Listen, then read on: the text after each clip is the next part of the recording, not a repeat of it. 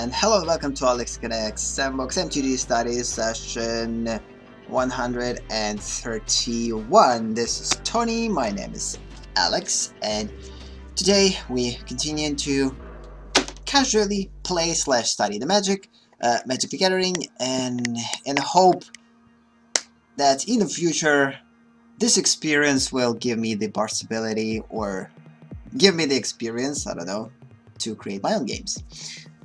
Similar to Magic, but not necessarily collectible ones, because again, to create collectible ones you have to kind of produce on a constant basis. So I'm kind of will focus more on tabletop games, like you're going to create a separate game, and maybe once in a while we'll add some type of extension to it, which will make the original game a little bit more interesting. But so for now it's not going to be the case. It's still a long way to go before we'll get there. So for now it's just studying Magic in order to create longevity. So okay, let's just check this out. Everything is supposed to work, hopefully. Wait a minute. Yep, I'm hearing myself, just good. Yeah, everything works. Deck hub works, deck master works. So let's just go. So I already played a couple of matches today, so I guess we will proceed. So today's session is a multicolor decks. Theme for today's session is multicolor decks. So I get to the Platinum tier 1. I actually almost got to the Diamond. It was super freaking disappointing when I got to the Diamond. Probably even there. No, I believe there's 2 matches left, and I basically dropped and lost Platinum tier 1, and it was the most stressful situation that I've ever been to in Magic. It was pretty bad. I mean, I was so freaking demoralized by that loss of the rank, because I tried to get to the tier 1 for a lot of weeks, and for me losing it was kind of almost crazy. So from now on I will try not to go into the rank that much. It would be awesome if in 9 days I would get to the Diamond in order to gain additional booster, but in reality there's a higher chance that I will lose Platinum 1 and will drop lower in rank after the new season. So in order not to drop lower in rank after the new season starts, I better stay on Platinum tier 1, because Platinum tier 1 and Diamond 4 has the same drop with the season renewal. And in the end we're going to get 4 boosters. Not ideal. Ideally I would want to get 5. It would be much more interesting. But 4 is fine too. Because yeah, today's theme is 5-color decks, so we will try to play with pretty interesting decks that I never showed before. So we kind of already tried to play with Color Seekers. It showed itself pretty badly because of the inconsistency of the deck. Now I made it a little bit more consistent. Hopefully it will work a little bit better. Also, I completely remade Victory Seekers, so we're going to play with our Victory Seekers, which is going to be an interesting one. This is just basically a Planeswalker deck. And also we will try to play with the Combat Seekers, which I believe I didn't play in played at all, but it's today I played a couple of matches with it, and these matches were freaking sick. It's a shame that I didn't record them, truly. I wish I'd record them, especially one of the latest matches that I basically faced some of a mirror deck, the mirror combo, but not necessarily the same type of combo. My combo specializes on artifacts and treasures, basically in most cases on treasures. There's a lot of win conditions when it comes down to the treasures, and of course we have a couple of probably Planeswalkers here. No, we have 0 Planeswalkers. Yeah, we have 3 RUS here, and in most cases, yeah, this deck specializes on winning with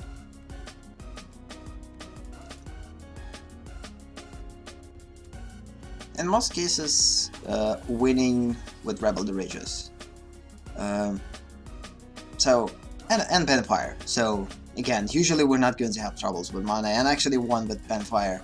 I got probably I don't know how many mana sources I had, but I dealt with Penfire 22 damage to opponent in order to finish the game. So the game basically got to a point where I had Benfire.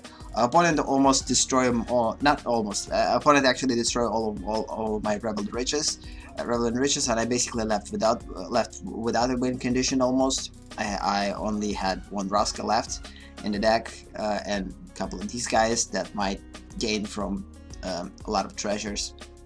Either way, this is a pretty cool deck. We're going to play it probably later. We will start with Victory Seekers because this deck we're kind of already familiar with. I played with Victory Seekers in the later session, in the earlier sessions. A couple of changes in this deck. So I added in this deck a couple of better Planeswalkers that fit better for this deck. So for instance, Kaya is the type of Planeswalker that works best for this deck. Then probably I don't remember who I had before though, but I had like, some cheap Planeswalker, probably Sarkhan for 3/2. This deck now has less removal and more focus on Planeswalker and more mass removal oriented. So before that I had lots of like small removals, but now I kept a lot of kind of a big removals, a lot of mass removals, instead of just focusing on removing one creature. And of course extended the amount of Planeswalkers here. I mean, now we have 2 Rals here, now we have 3 Raskas instead of just 1 or 2 that I had before. And a little bit more kind of mana fix when it comes down to the different colors. By the way, I completely forgot that we don't need music. Because we have music in Magic, so it's kind of a double music here. I completely forgot about it, sorry about that. So yeah, we're not going to play any music in this. There's going to be only in-game music. So it was kind of crowded, and I only noticed it. So yeah, let's just go. So the first deck we're going to play is going to be Victory Seekers. We're going to talk about Color Seekers after we'll play 3 matches with Victory Seekers. So again, the same thing. We're playing 3 matches with Victory Seekers, 3 matches with Color Seekers, and 3 matches with Combo Seekers. Combo Seekers are going to be the last ones, or maybe Color Seekers will be the last ones. We will see, because one of the most kind of unstable decks and unprepared decks is the Color Seekers. It's kind of similar to the Combo Seekers. Actually, Combo Seekers was created from Color Seekers. So because of this, we'll see basically how. But in most cases, we will try to talk what makes the multicolor deck good and what makes the multicolor deck bad. So, and while doing so, we'll hopefully play some matches. So I'm not expert, of course, not. But I will try to talk about like what ideally, in my opinion, makes good 5-color deck, or multicolor deck, and what makes it bad. So the good thing about multicolor deck, so basically we're going to kind of weigh our pros and cons. So the pros of the multicolor decks is in the fact that you don't have to have a pretty extended collection. So basically, by having a multicolor deck, you will be able to create pretty unstable deck in terms of its colors, which is its con, which will make it less consistent. But if you will create a strong strategy behind this deck, thinking about the hand, it's kind of an interesting hand. I mean, we have things to use mass removal. Hopefully we will get to Ral, hopefully we'll get to Raska at some point, but it's actually kind of relatively decent start. Let's risk it. It's not the type of hand that I usually take with this one, but we will get proper lands at some point. And if not, we're going to have mass removal for whatever opponent is going to put while we're getting to lands. Okay, we're playing against the aggressive one. It's not a good idea, or it's not a good fit, because usually when we play against aggression, this deck is not fit against aggressive decks that much. So that means that we need to use mass removal early than we would want to, unfortunately, in order to remove early threats and not give opponent the opportunity to, oh yeah, we're definitely going to use Benfire next turn, or Fiery Cannonade. So yeah, now it's time for Fiery Cannonade. We're probably going to use Fiery Cannonade on opponent's turn. Maybe opponent will put more creatures in play, so it's an instant. It's a good thing that we now have Bolos, which is pretty cool. The only thing that we don't have for it is blue. Hopefully we'll get one. So yeah, one of the pros for a multicolor deck is the opponent decides not to play creatures, which is a shame.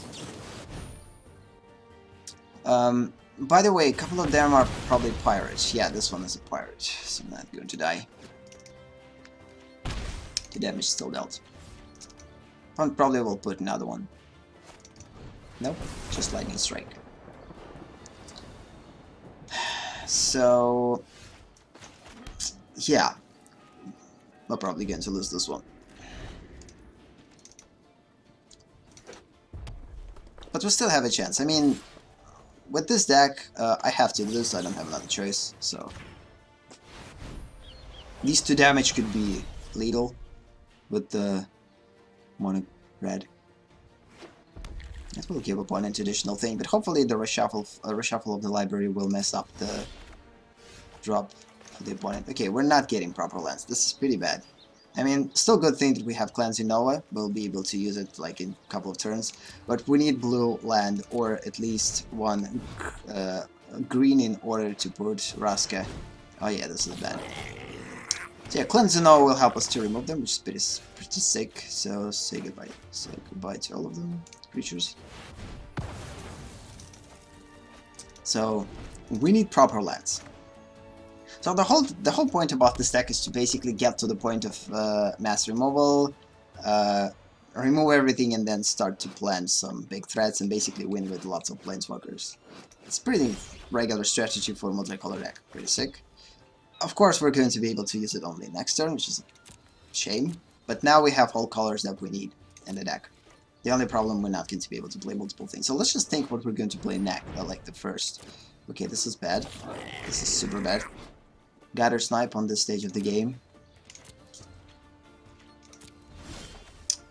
Okay then, so let's think. So putting Nicola could kind of distract the opponent. Putting Raska and removing Gather Snipe could be a good idea with -3. Putting Ral probably not a good idea at all. We need to put something that will leave us with additional mana. Yeah, we have 2 Rals. Ideally, Raska is not that big of a deal here. Let's just put Raska. We will leave things for Steal Away. Let's just go with -3, remove Gather Snipe. And we also have Steal Away in case opponent will put something in haste. So, it's still fine. I believe what opponent is doing is gathering mana for Benfire. There's a good chance for that. Enters the battlefield, deals damage to target creature and opponent controls equal to the number of goblins you control. Good, we don't have any creatures. Pretty big goblin, so we're going to remove it with Steal Away next turn. It's still fine. Okay, and we're finally starting to get some mana, which is pretty cool. So now it's probably a good idea to put one of the Rals, since we have 2 of them. It's not that big of a deal. Still don't want to put Nicola, like Bolas still needs to stay there. Let's just go with -3. Okay, let's just go with +2. We're not going to sacrifice any permanents, although I would need lives, I still need mana more. Although, let's see, 1, 2, 3, 4, 5, 6, 7, 8 lands. I have like 3, 4... Yeah, I might need that additional land though. Let's just decline. Hopefully I'm not going to regret this. We still have Steal Away, and I doubt that opponent is going to kill us in the face. We're just going to steal threats with haste, and that's it. So yeah, the good things about multicolor decks is the thing that they're not easy to build in terms of how they're built in general. Okay, this is pretty interesting. It's probably a good idea to do this because the opponent has lots of lava runners, 100%. And now let's just put Nicola. And opponent will discard a card, which is pretty sick. We'll see what opponent has there. Oh, Lava Coil. Probably another Lava Coil there. So that means that we're probably going to lose. Come on, I just want to peek. Okay, we need. This is different Raska. Yeah, we're going to take that one. Good. And +2, and again, don't want to sacrifice anything. Decline. Yeah, so far so good. I mean, we survived. Now opponent has lots of choices. Of course, fight with fire. Yeah, opponent probably waited to utilize fight with fire in face, but had to kill Bolas or else. Okay, now Roska. We also will have to steal away to steal this guy once it will attack, and we're winning this game because come on. 3 pretty big planeswalkers, 0 draw advantage, like card advantage, and opponent is just going to decide to quit. So yeah,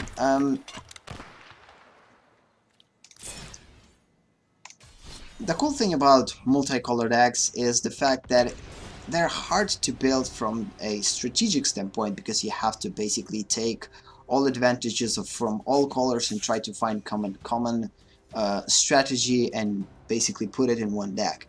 And the easiest way probably to combine multiple colors is to create a planeswalker deck, create planeswalkers that will work together pretty good. So for instance, all planeswalkers that I have in my deck are mostly kind of individual threats that by themselves could give me a win condition. So that way I don't necessarily have one big win condition, I kind of have multiple win conditions, which makes it kind of inconsistent, but since they're constantly coming and coming and coming, I always going to have something to answer the threat or something to put a threat into play. So okay, let's think. We don't have that much green, so let's just put this one. One of the things that I want to create nowadays is to create. Oh, you gotta be kidding me. Is to create the deck with.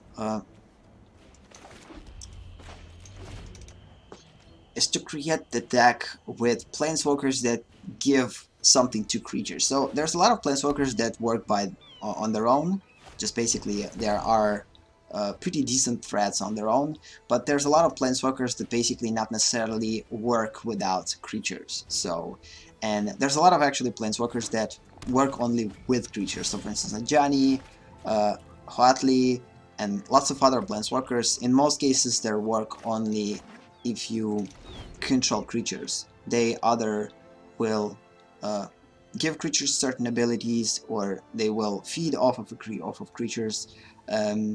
And become stronger because of the creatures. And lately I have only decks that built around these type of planeswalkers. Okay, apparently we're playing against control, so this is pretty sick land. Don't have it in terms of the art. So yeah, we're definitely playing against control, probably Juxai control or something like this. No, not Juxai, we have Simic colors here. But it has probably lots of counter spells, so we're going to wait. And for us, this is completely perfect. I mean, there's nowhere to rush. Of course, right here, I probably would play Teferi, but there is a reason why opponent is not playing anything, because there's 100% something out there to counter everything. Although ideally, I would play off of Teferi in order for next turn to put Teferi or Ral. But again, you have to understand that there's 100% counter spell, and for now we gain more from waiting than from acting, because this deck is mostly reactive than active or proactive. Of course, it all depends against what type of deck we're playing. So for instance, right here, this match I probably have to play reactively, not proactively. So choosing the strategy of reacting to whatever opponent is setting and then acting toward on it, this is the way that I need to go. But at some point we have to discard cards, and because of this, at some point I probably have to risk and play something. So for now it's fine, we don't have to discard anything.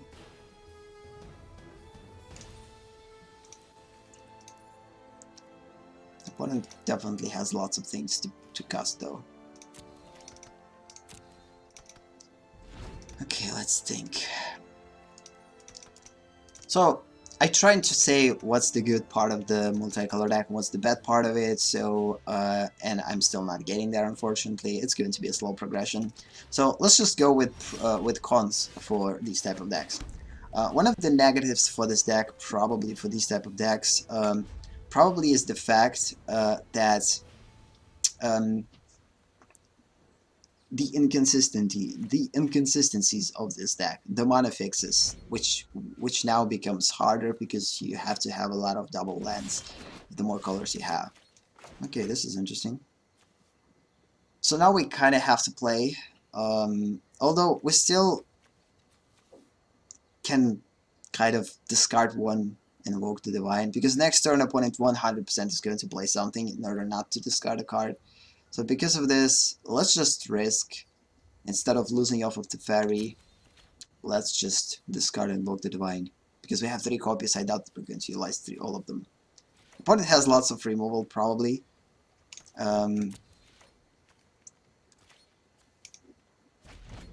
Still might take those things. But again, so now opponent kind of in the same situation, have to play something. Okay, this is interesting.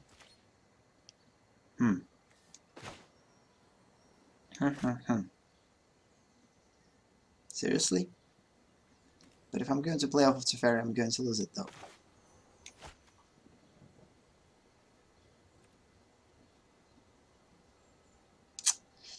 Damn it. Okay, guess I have to lose it. Lose another Monk the Divine. This is potential wizard deck.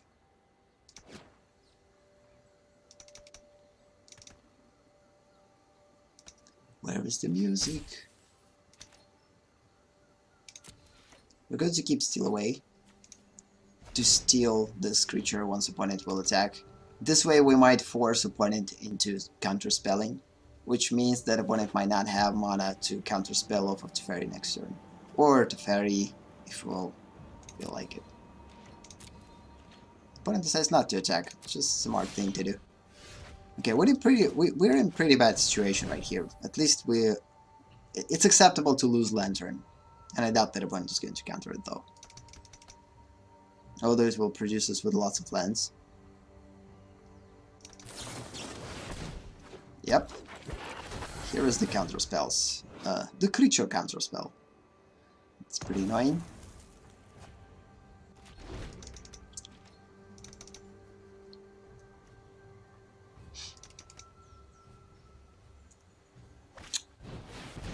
Okay, I probably should I probably should pay lands a proper way. So now I'm not going to be able to steal away those things. This is pretty bad. Hopefully, opponent decides not to attack though. But why not? Oh, it doesn't matter. They have vigilance. We're not going to use steal away there. So next turn we have to risk and use Cleansing Nova. We don't have another choice. Opponent probably going to counter it too. I'm 100% sure that the opponent has like multiple copies. This Mystic. Yeah, we have lots of Cleansing Novas. Why we can't cast? No, seriously, why we can't cast? Something is not allowing us to cast things. What's prohibiting us from casting? We don't have mana, damn it! Yep, we don't have a plane. This is bad. This is strict bad.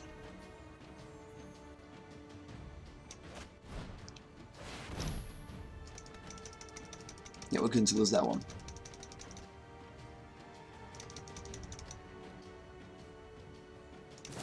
This is the problem when you play any control against control, although my deck is not necessarily control. I'm considering more like a combo deck. Maybe it's a control, I don't know. Since it has lots of removal, you could call it control. But if I'm not going to get a proper land, I'm losing this one. It's a shame. The only thing that could save us now is Cleansing Nova. Maybe nothing will save us. Of course. Perfect. Every freaking spell that we have, just basically we're not able to cast, so whatever, we're going to lose. One is going to counter that one too. Yep. So yeah, it was completely the worst matchup ever. I mean, we faced a control deck, which is, for this situation, was the worst situation ever. If I would play cards early, I would basically lose all of them. And one of the problems, I mean, I don't know. I had a chance maybe. Maybe if I would play Planeswalkers, yes, I would lose them, but then opponent would feel, okay, now I'm comfortable with putting creatures in play, opponent lost all of big things, and then we would have mana to utilize. Maybe we would have mana to utilize Lantern, or not mana, but if opponent used up counter spells on our Planeswalkers or enchantments, that way we would put Lantern in play just earlier. We would have mana and we would be able to answer. Shame, but it's fine. You're not going to win all matches. The first match was for us pretty sick. I mean, we won against aggressive deck. This rarely happens, but this one. Okay, we're playing defenders. This is bad. Let's keep that one in order to remove this thing, which will gain opponent a lot of lives. So let's just keep it on library. Also, we'll gain more life. With defender deck, we need to have lots of lives because they might kill us with one big sweep. Skibbity boom. Of course, because we're playing multicolor deck, there is a good chance that we're facing multicolor decks too. Okay, for now, let's just go with Karn, which will be countered. No.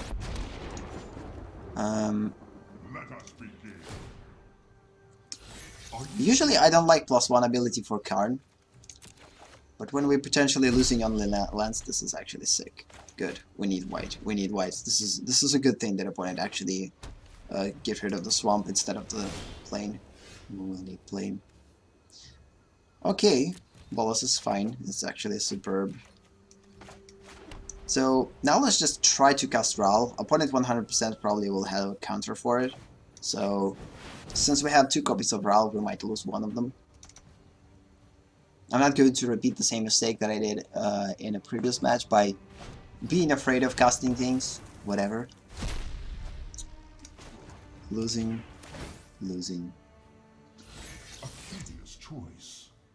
Okay, it's fine. Good. Opponent probably will give us land again. Which is a bad idea. Because the more lands we have, the more flexibility we have in choosing what to play, what to activate. Maybe we'll be able at some point to play and activate Bolas in one turn. Okay, good. So right now, since we know that the opponent has lots of counter spells, what we need to do is basically lure all of those counter spells from the opponent by casting kind of acceptable losses.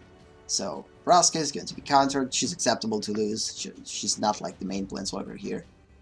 Although opponent doesn't know what exactly the main Planeswalker here, and of course opponent is going to counter it, which will give us a advantage. So at some point we'll probably have to stop going with +1 and actually going with -2 and producing some big artifacts.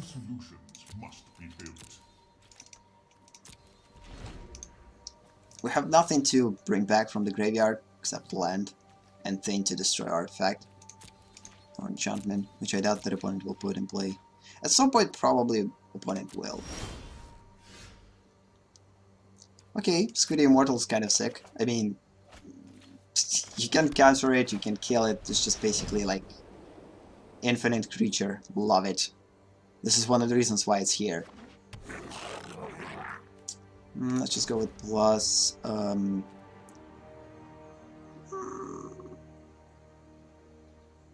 don't know though. Let's just take this one. We definitely might need this.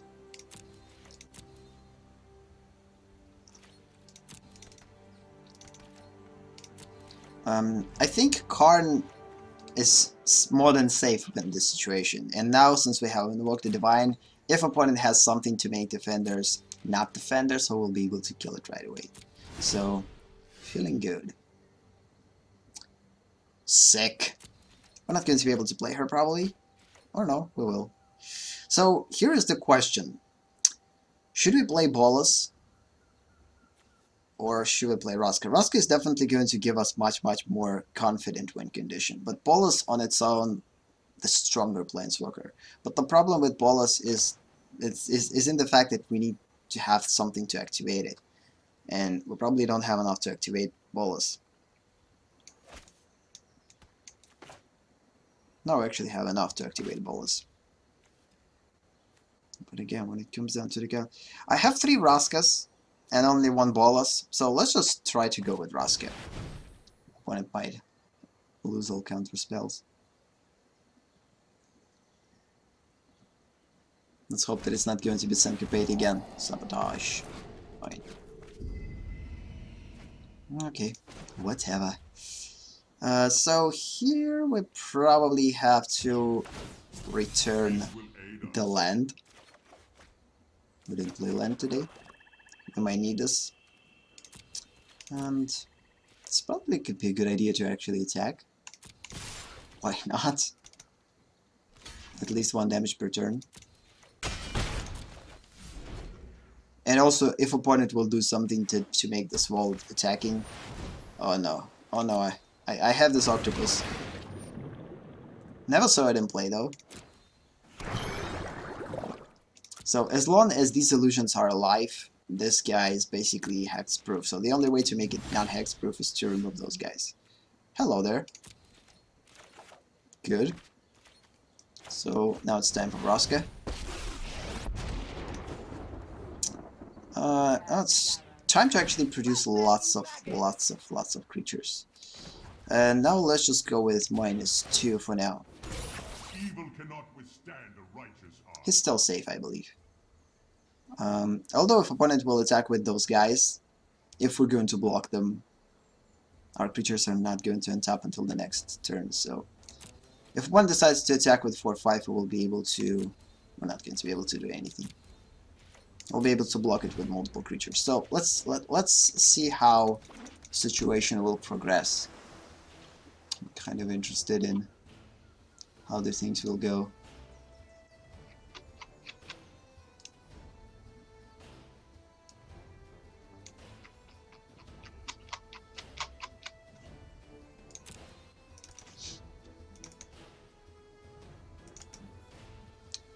Opponent will try to target Raska because Raska will get 2-10, and opponent has basically lost the game. Highly likely. So opponent has to push this one. Unfortunately, we're not able to use Steal Away because of the Hexproof, but what we will do is probably we will block. Let's just not try to kill it. It's a pretty annoying card, but it's not that strong. Let's just use Squee on it and that's it. I don't want to lose all of my creatures. It's a shame that we're not able to return it back. Or we actually will be able to play it from there. Okay, we need lands. Let's take that one. Okay, so still pretty risky to play Nicola or Bolas. So because of this, let's just continue to put Ski. So now let's just go with +1 for Karn. Hopefully opponent will give us something good. Okay, Fight with Fire. Of course we're going to get a land. Snaps! Ah, sorry about that. Ugh. Illusion. And we might kind of risk in casting Bolas right now. But instead, let's just go with +2.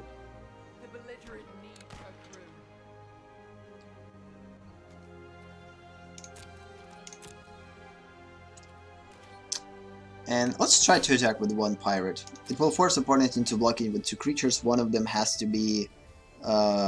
maybe opponent's just going to steal it away. Let's see. One of them has to be this illusion. Yep, it's steal away. Which we will right away kill. It's not that big of a deal.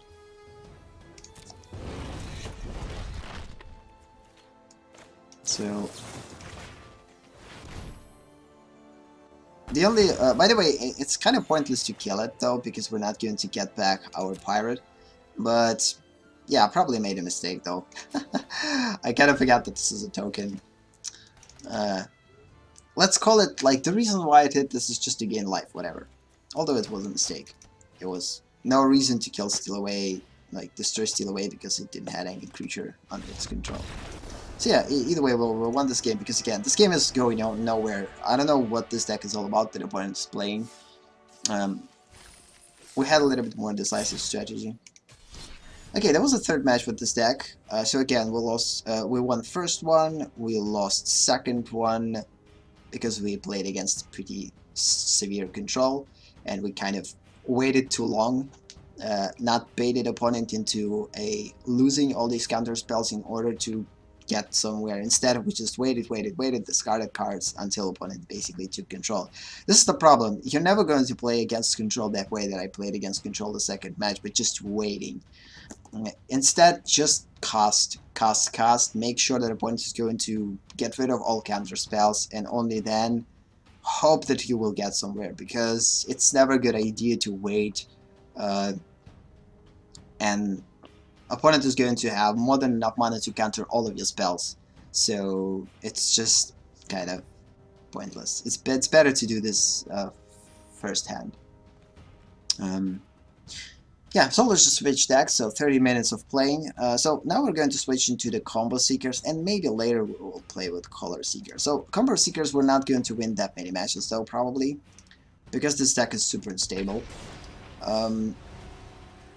So the whole point about this deck is crazy mana rump, so the whole idea is to gain as much mana as possible, get as many mana as possible in order to be able to cast big spells, big removal, and etc. And get to the strategy of producing, yeah, superb. So Transform Temptation, one of the perfect win conditions for force opponent into attacking us with the E, and it will produce lots of things. 2 Raskas is pretty sick, 3 proper lands, which is half of the colors. More than half of the colors from this deck. We have 3 lands to utilize Captain Landry, which is pretty sick. Hopefully it's not going to be destroyed right away. Of course, we're playing against freaking red.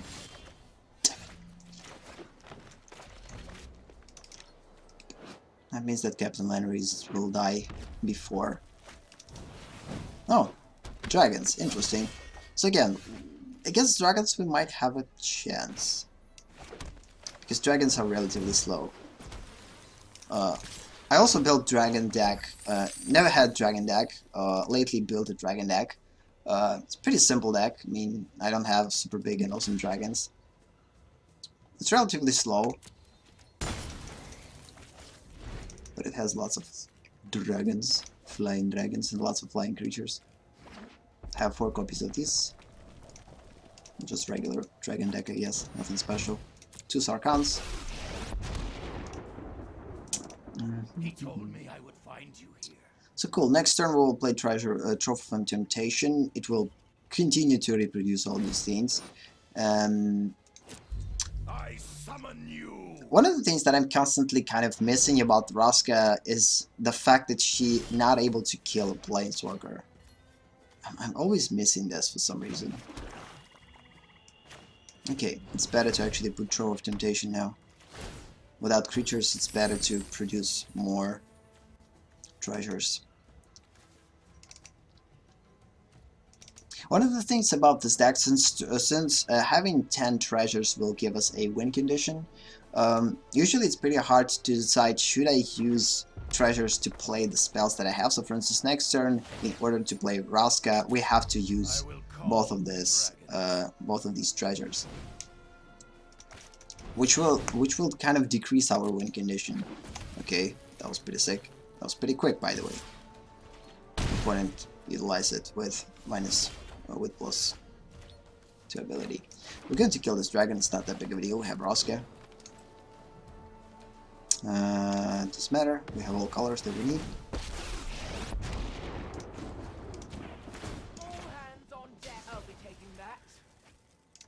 If opponent has one of these, it's going to be a problem. So now we need Search for a counter. I'll just put it in play, because we kind of need some control now. If opponent decides to kill Raska, which is going to be the main threat for the opponent, which is a good thing for us because we have a second copy,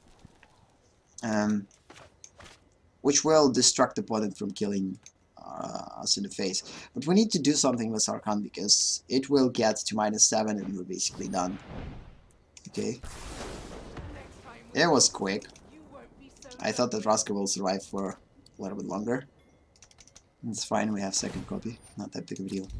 Look to the sky. Whatever dragon opponent is going to put in play, we're going to remove next turn. Hopefully it's not going to be the one with haste. Good. Not enough to pay. So just regular 3/3 dragon. Okay, Bandfire. Ideally we need to have something that might remove dragons because we have 0 removal at this point. We truly have 0 removal.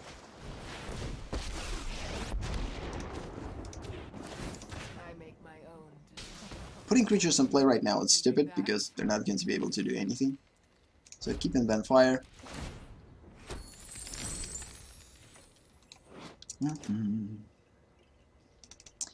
Ideally it could be a better idea to keep Bandfire till the late game, but we're probably going to utilize it on Sarkhan and actually will kill Sarkhan next turn because it's a problem. Although I'm 100% sure that opponent will put another Sarkhan next turn. So we're going to utilize Bandfire on this one and opponent is going to create another one. This is quite cheap Planeswalker. It's perfect for the Dragon deck. This is, by the way, one of those Planeswalkers that only kind of fits for the Dragon deck. Not necessarily only, because its -7 abilities not necessarily works with dragons. You just create 4 dragons. You don't have to have a Dragon deck in order to play it. The second +1 ability, although, kind of has to have dragons. And first ability with discarding card and drawing a card. It's actually a good mill for you. Okay, what this is it? You may cast it with minimum cost X or less from your hand without paying its mana cost. What the heck is this? Deal 6 damage to any target. You may cast it with command mana cost X or less from your hand without paying its mana cost. What? I don't get it. Like, I truly don't know what this is all about. Okay, we lost it. What? Seriously? I don't get it. What was that? Okay, cool. We'll get lots of... So, right now we have to target Sarkhan. We don't have another choice. Hopefully it has 7.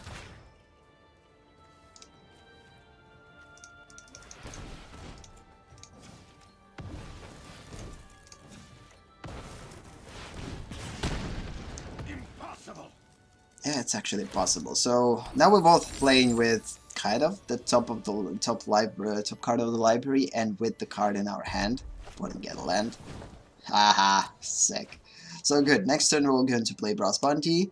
Produce lots of treasures, and hopefully in a couple of turns we will get our win condition. Oh, this is bad. Yeah, we don't have anything to remove it. Okay, let's just put it in the graveyard. Although we would need lands, but now we need something better. Okay, this is pretty bad.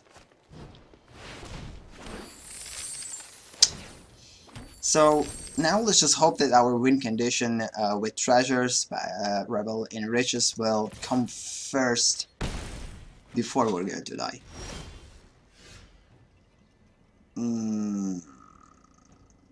It's not going to help us. Oh, wait a minute. It's actually will. It will force opponent into staying in block instead of not attacking us. But I'm 100% sure that opponent has this removal that basically works with dragons. But I will still risk it. We have to try. Also, it's pretty hard to kill 13/13. So, it's going to be an interesting one. So, now opponent probably not going to attack. Okay. It's pretty interesting situation here. We can block.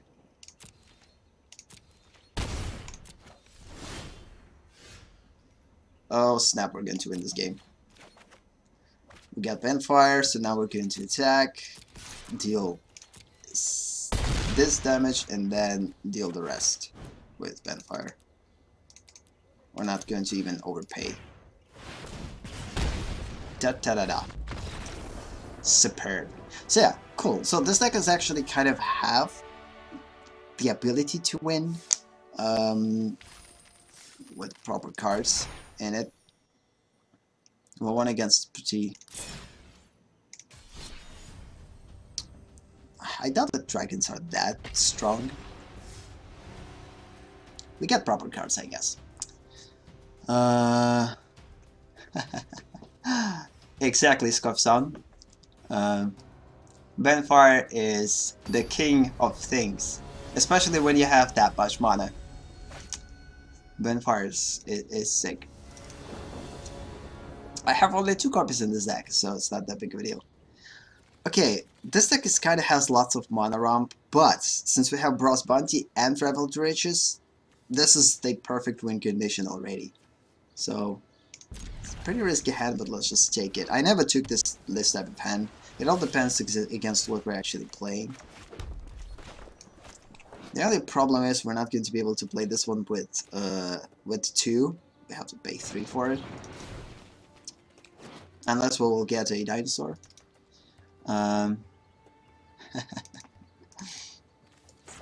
Нормальная карта, чё ты придираешься? Бенфайр не такой уж страшный. Сейчас, кстати, в предыдущем матче оппонент какую-то карту странную, непонятную кастанул. Я так и не понял, что она делает. Она, короче, красная была. Что-то там в тексте написано, что когда ты ее кастуешь, ты можешь ее скастовать без уплаты ее мана стоимости. Я вообще не понимаю, в чем суть. То есть ты кастуешь ее, она похожа на Bonfire, тоже платишь X, и то, что ты платишь от X, можешь разыграть еще бесплатно. Но это относится к этой карте, и когда она разыгрывается платно... В общем, я так и не понял. Надо будет ее потом пересмотреть. Я реально не понял, что она делает. Вообще, в чем ее суть? Так, это очень плохо.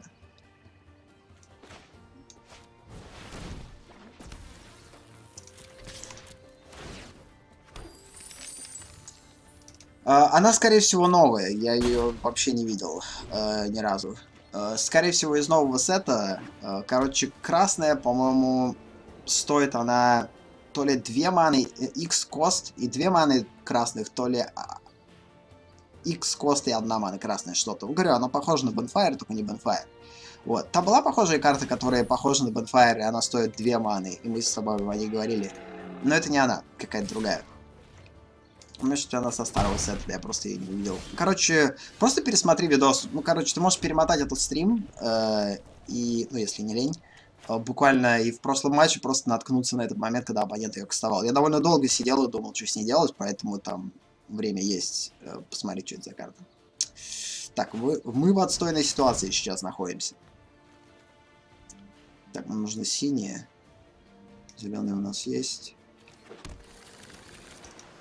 Придется в блоке сидеть, увы. И нам нужно что-то, чтобы уничтожить High Alert. Я могу, по сути, сам ее посмотреть, если тебе лень. По сути-то я же свой собственный стрим не смотрю, правильно? Вот, я могу просто видос сейчас перемотать, посмотреть, в какой части этого видоса, пускай имя карты, а тогда посмотришь, что это за карта. Вот она как раз и была, я прям сразу на нее наткнулся. На 46-й минуте, по-моему. Нет, чуть раньше, чем 46-я минута.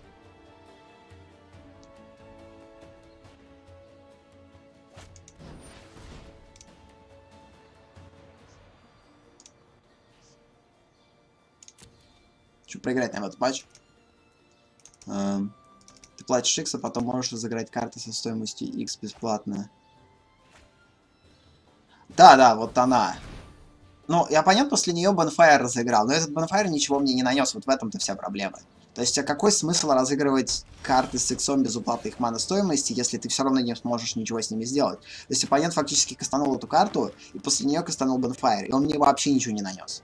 Потому что у него не было маны, чтобы заплатить за Bonfire. То есть, да, он кастанул саму карту без уплаты ее мана стоимости, но так как стоимость X-то не уплачена была, она мне 0 дамаги нанесла.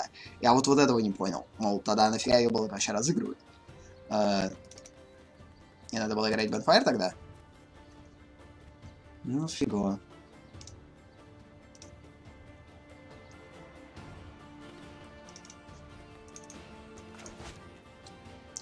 Так, вот это интересная ситуация. В следующем ходу... А, блин, какая интересная ситуация? Мы в следующем ходу проигрываем. В общем, нам не хватило до выигрыша очень немного. Нам фактически сейчас Брас Баунти стануть, потом парочку этих Ревел Дричс, и мы выигрываем на следующий ход. Если бы у нас было, ну, еще 4 этих. Короче, ладно. Нам не пришли эти уничтожители энчантментов.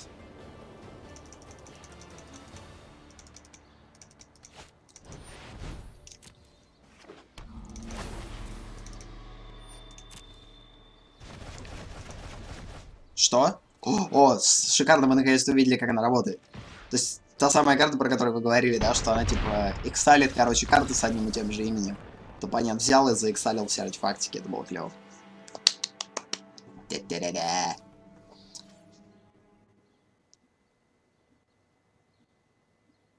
Вот. Не, ну понятно, что как бы... У которых стоимость X без уплаты. Но X-то стоимость все равно придется заплатить. Я вот этот момент не секу. Ладно, последний матч с этой декой, значит, первый мы выиграли, второй сейчас мы очень сильно укакали. Последний матч с этой колодой, и потом меняем на нашу Color Seekers. Или не на Color Seekers, как говорится. Я не знаю. Надо подумать насчет Color Seekers. Реально странная карта. Вот, просто, если бы реально... Просто я не понимаю, в чем ее тогда смысл, если она не работает в этом плане.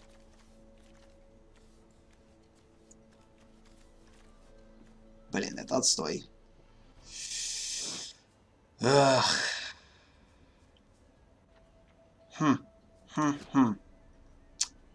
Очень плохая рука.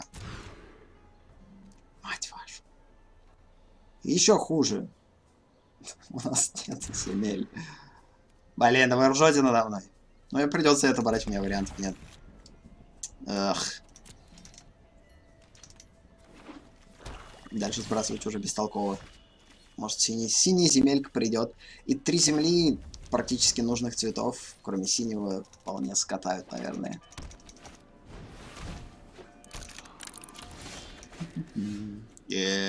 Шикарно. Нам пришел скаут. Это позволяет нам дополнительную земельку положить на Бильтельфильд. Его, скорее всего, сейчас снесут.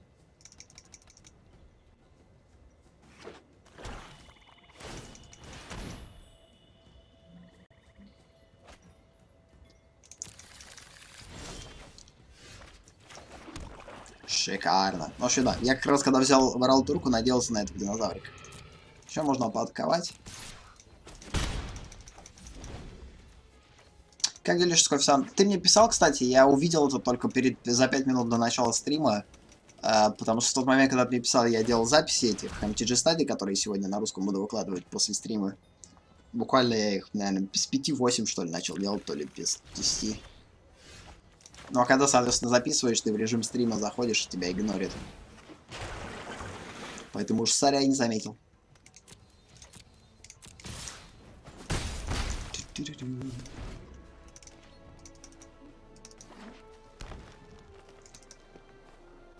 Шинору.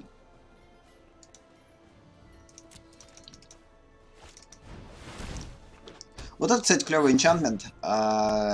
Правда, мне он тоже, по-моему, вчера выпал, то ли позавчера. Ну, короче, он мне тут недавно тоже выпал. Довольно забавный, но проблема заключается в том, что его нужно в колоду, у которой много этих инстантов и сорсери. Иначе он бестолковый так-то. Вот, то есть, как бы... То есть, ну, не знаю. Если ты ничего не можешь на своем ходу кастовать, то он немножко бестолковым кажется.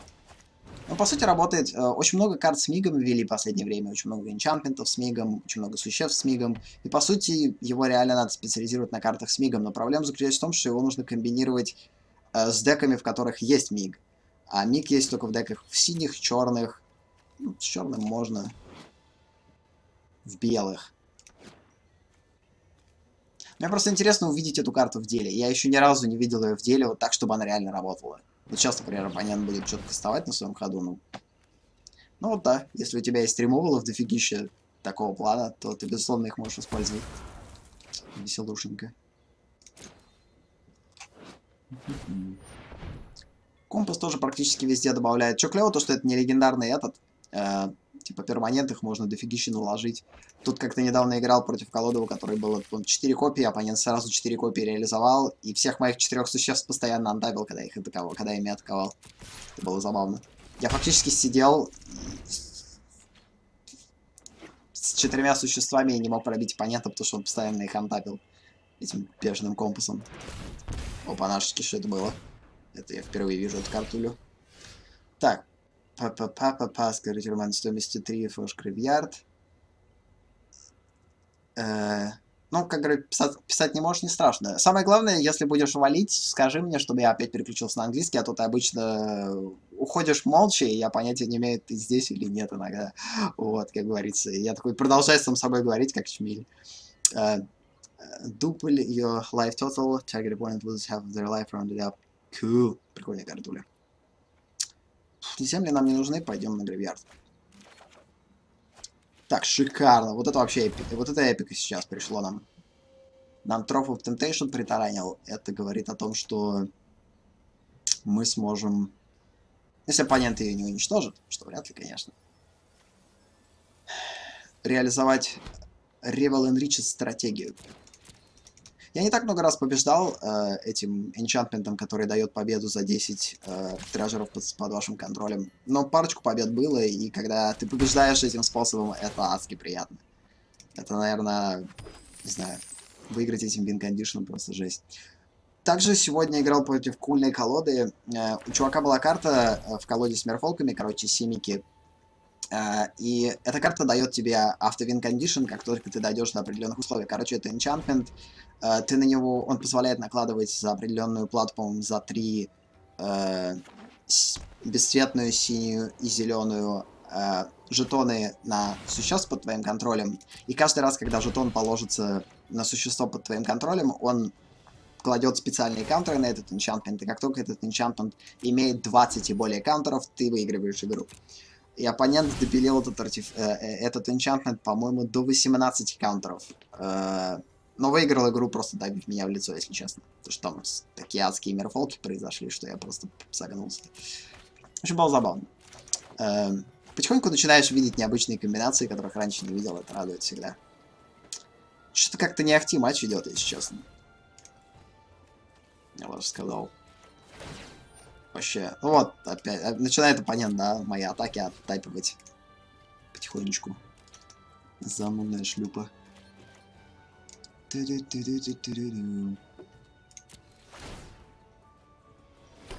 ты в Hearthstone играл? Я, типа, по-моему, вчера, что ли. Чё, как там атмосферка в Hearthstone? Я недавно заходил, там бустерки получал. Блин, я только сейчас заметил, что оппонента 61 жизнь, потому что, видно, вот эта фигня их удвоила. А я что-то на жизни не посмотрел. Еще по-хорошему этот матч бессмысленно продолжать. Нам может, конечно, прийти вин-кондишн этого. Fire Cool.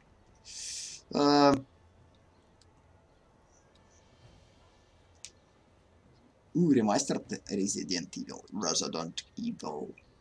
Его бесплатно дали где-то? Или у тебя он был купленный? Не, Bonfire здесь нам не поможет, в лицо мы оппонента не убьем. И я не думаю, что оппонент положит что-нибудь типа существ. Поэтому давайте Bonfire киданем на гравьярд. Окей, понятно. Необычный тип эдишена. Так, у нас 2 Фореста. Что нам лучше всего понадобится? Нам чернота пригодится, и синета нам пригодится еще. Что-то медленно у нас происходит. Ну, блин, по сути, у нас есть реально шанс выиграть этот матч, если оппонент ничего сейчас не сделает. Я имею в виду... Несмотря на то, что... А, подожди, у нас 5 жизней. А почему у нас 5 жизней? Кто нас вынес? Что произошло? А, ну, короче, это комбо-дека на ревенже повязанная, видно. У оппонента есть 4 копии ревенжа, и оппонент нас зафигачит вот этой вот второй обилкой. Удвойте свое количество жизней общее, и целевой оппонент теряет половину их жизни, округленных в меньшую сторону. Или в большую сторону. Да, в большую сторону. Таким образом, оппонент нас, видимо, и убьет. Но есть вероятность, что мы получим трежеры раньше, чем оппонент нас прикончит. Значит, что нам нужно сейчас, это баунти, который даст нам этих трежеров, равных количеству земель под нашим контролем. И таким образом у нас будет достаточное количество земель, чтобы выиграть. Но я думаю, до этого может не дойти просто. В этом-то вся их проблемка. Sorcery. Просто интересно, что еще у оппонента там как win condition. Так, блин, не, земли нам сейчас не нужны, гравер. Дайте нам... Ах. Чтоб тебя. Я даже атаковать не буду, блин. Два этих компаса, оппонент меня просто антапить будет, и все. Медленно. Так, у нас 4 тролла. Ой, 4 трежера. Теперь нам нужно... Мне нужно больше трежеров.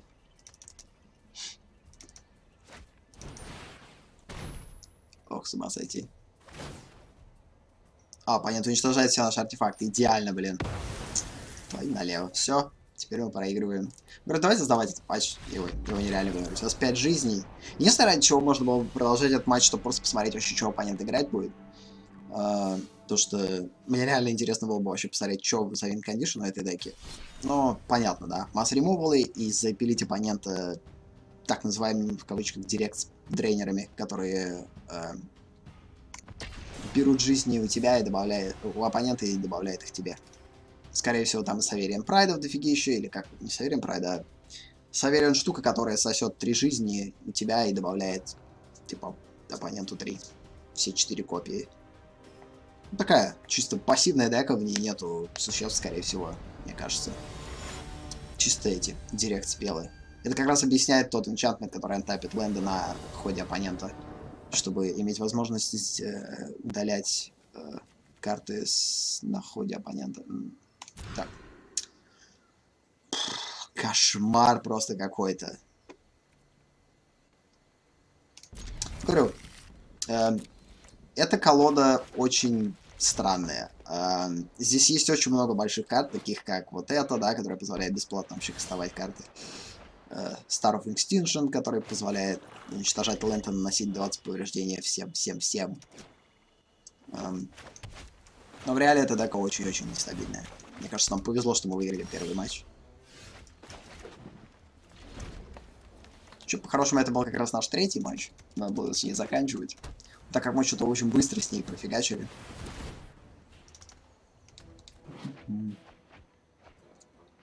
Ой, серый, мы на мил попали.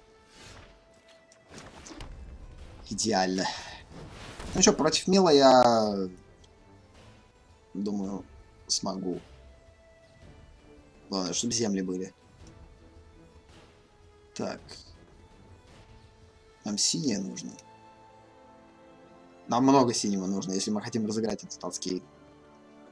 Я не думаю, что до него дойдет. Может, тогда красное. Дешевле будет.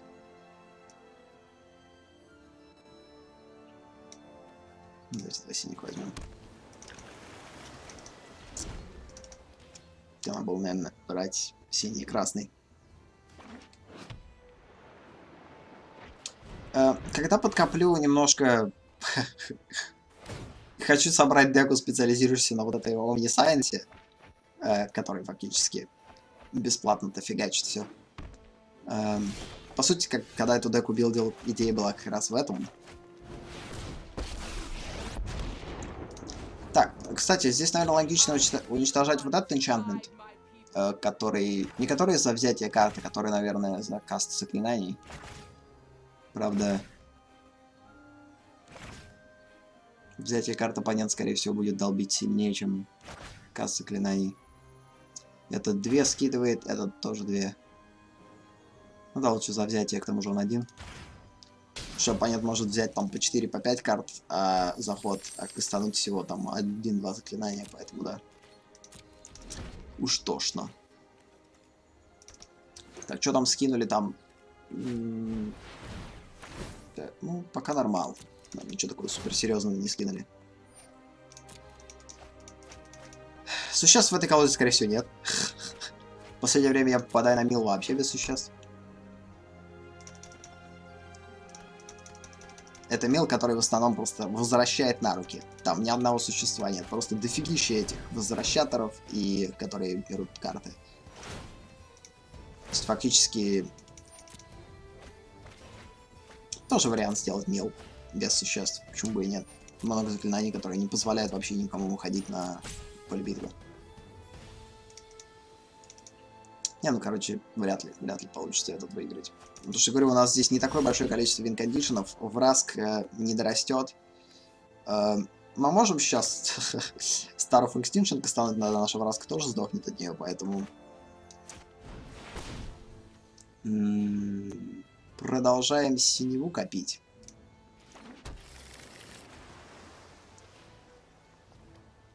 Продолжаем брасить. Нет. Или да. Да, давайте пока что в +2 сделаем, а в следующем ходу тогда одну из этих карт снесем. Чтобы Враска хотя бы продолжал потихоньку убивать эти артефакты. Ой, энчантменты.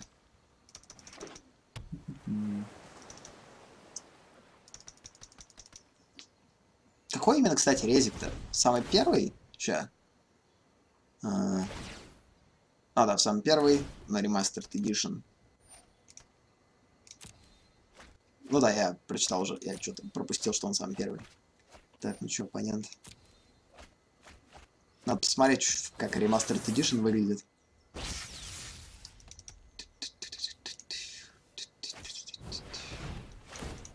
Ах, продолжает нас милить, деточки. Не-не, у нас уже 24 карты осталось, нас точно отмилит. Без вариантов. Даже если мы в следующем ходу за -3 снесем одного из этих. Вот сейчас оппонент, кастанув только одну карточку, скинул дофигища этих. И это еще одна кастанется. И еще до столько же карт скинется. У нас, наверное, к концу этого хода останется 3-4 карты в библиотеке. Может, чуть больше. Но на следующий ход мы точно не выиграем. Кул, оппонент решает не кастовать эту штуку. По сути, это инстант, можно его и на этом ходу кастовать. Мне кажется, оппонент нас просто хочет... Ой, магика, у нас теперь можно омнисенцию положить. Но так как мы проигрываем этот матч в любом случае, давайте хотя бы положим то, что мы можем без уплаты маны стоимости играть. Может, мы сможем Bonfire использовать и убить оппонента в лицо бесконечной маной. Я, кстати, интересно, никогда этого не пробовал. Только не говорит, что у оппонента есть каунтер. Если у оппонента есть каунтер, я взорвусь сейчас. Нет, не-не, нормал. Оппонент просто сейчас задискардит картулик. Но от этого мы не проиграем. Даже если у нас будет 0. Все тип-топ. Это интересная ситуация. Но, по идее, играть что-то без уплаты их маны стоимости не работает на карты, в которых X стоимость. Нам все равно нужно заплатить. То есть, да, я сейчас ее могу за 0 разыграть. Но только от этого нуля никакого не будет. Давайте попробуем, я не знаю. Давайте сначала Star of Extinction вернем, просто потому что мы можем. Cast without paying is mana cost. Уничтожим лент. Убьем всех, включая Враску.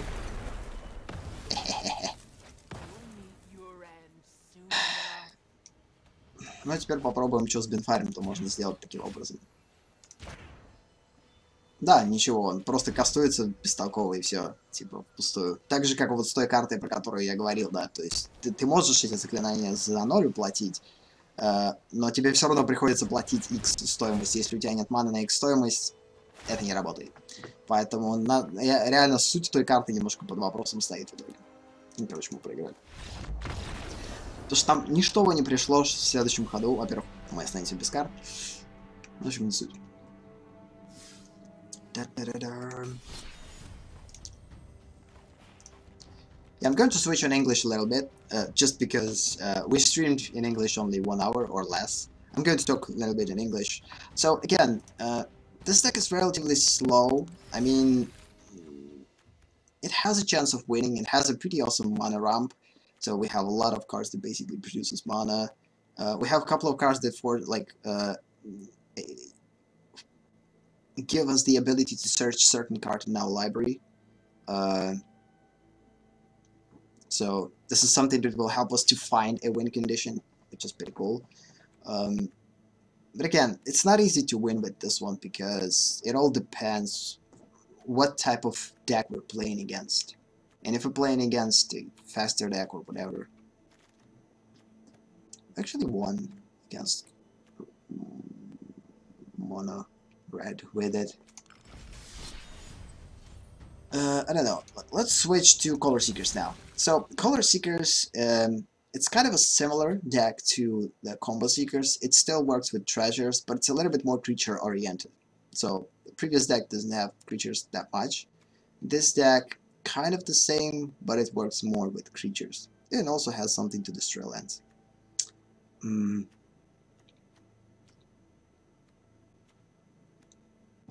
this is one of the coolest things in this deck. And the reason why it's called Color Seekers because it has like at least like 3 or 4 win conditions. So the first win condition is by treasures. Second win condition is basically boss itself. Another win condition here is of course Benfire, if we're going to kill in face. Raska, another win condition. Having a lot of treasures and having big creatures like this is one of the win conditions, if we will be able to utilize it. And also having this golem, and as we see right here, we have all mana that I have. So we basically have only 1 copy of each mana in order to make our golem bigger. So basically, this deck is basically built around this golem. Unfortunately, I have only 2 copies of it. Don't want to craft anymore. For now, later I will make this deck completely focused around this golem.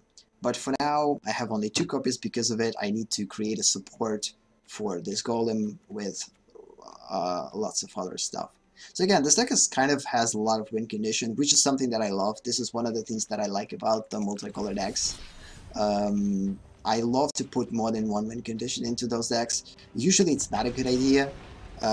Especially if you have 1 color, but when you have multiple colors, you actually have this luxury, because now you will be able to put as many things as possible in your deck and make them work together and kind of support each other.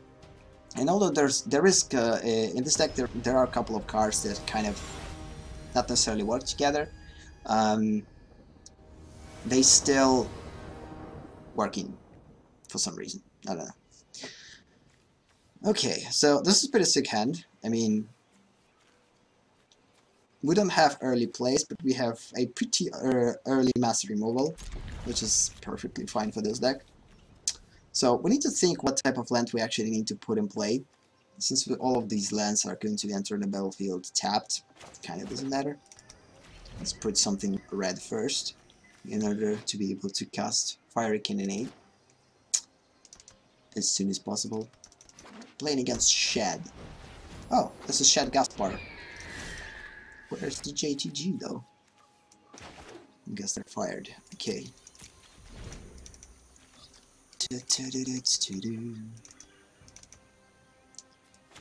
So yeah, now we basically switch to Color Seekers. We'll see how they basically show themselves. It's kind of similar to our Combo Seekers, but Combo Seekers are focused a little bit more on the combo with the treasures.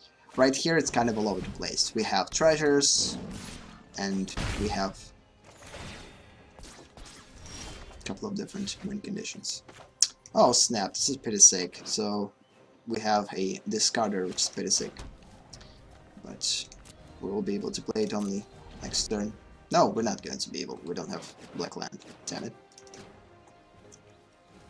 It's fine. So right now I'm in a weird stage in playing Magic. Okay, we're going to lose that one. Seriously? Even the Fiery Cannonade is not going to help us now. Okay, we don't have another choice. Let's just kill Hawk, leaving only a Johnny's Pridemate. The only thing that will remove a Johnny's Pridemate here is Raska, Relic Seeker. But we don't have enough mana to play her though. So now I will start to play Magic a little bit more, probably towards what I want to do with Magic instead of what is efficient. I kind of dealt with it quite a lot. Oh, this is stupid. just stupid. It's too slow. Too slow. So I'm going to play more my type of decks instead of something that is super efficient and super awesome and super. So I love these type of decks, like 4-color deck, 5-color decks, and I truly love to play them. I don't know, these are my favorite color. These are my favorite basically decks. And I also will manage to build them because I have a pretty extended collection, but not enough collection to actually create one specific dual color deck or monocolor deck. There's only 2 decks, monocolor decks, that are actually kind of work on a constant basis from my collection of decks. It's here I have too many decks. Tempo Seekers, which is again, it's a tempo deck. My Speed Seekers, which is again a red win-wins deck, which focuses on Runaway Steam Key deck, Benfires, Risk Factors, and whatever. So the only thing that I don't have here is 4 copies of Goblin Chain Wrangler, which is Chain Wrangler. Where is it? Yeah, I have 0 copies of Goblin Chain Wrangler, and this is not making this deck consistent enough to win most of the matches. I actually lost rating with this deck because I lost like 7 or 8 matches in a row. That was pretty annoying personally. So again, I can create a 1 or 2 color decks because I don't have enough cards in my collection. I need to craft a lot of cards in order to make those decks consistent. And instead of basically focusing on these decks, which seems like an easier way to build them, but the problem is it's not a good. You're still going to lack a lot of cards in this deck in order to make it win matches. And instead of it, I rather actually play multicolor decks and have fun. And if I will lose, I know what I'm losing because I have 5 colors and it's pretty hard to win with 5 colors. But that way I'm not going to basically struggle with lack of cards in my collection. So this is just a personal kind of choice. Yeah, let's just continue with Color Seekers.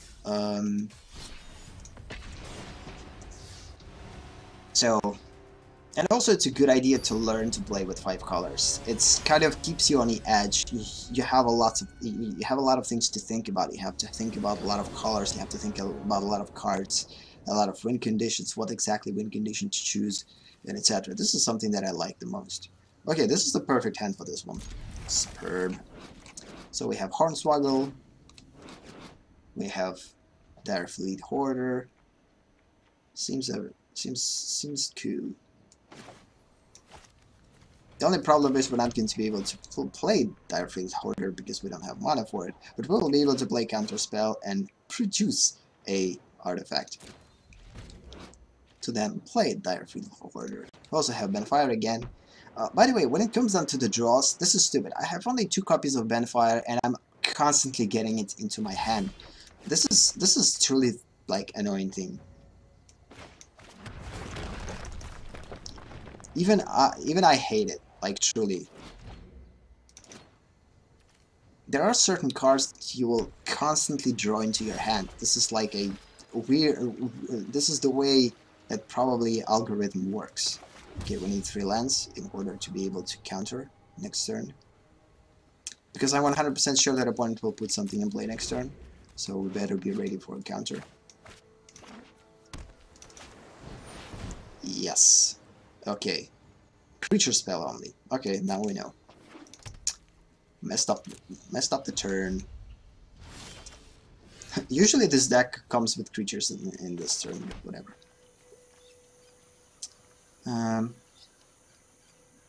Still keeping creatures. So yeah, this is kind of a thing. I will allow that. But I'm not going to allow the next creature that will enter the battlefield. Yeah, the guy with Explorer, no thanks. it will still produce a...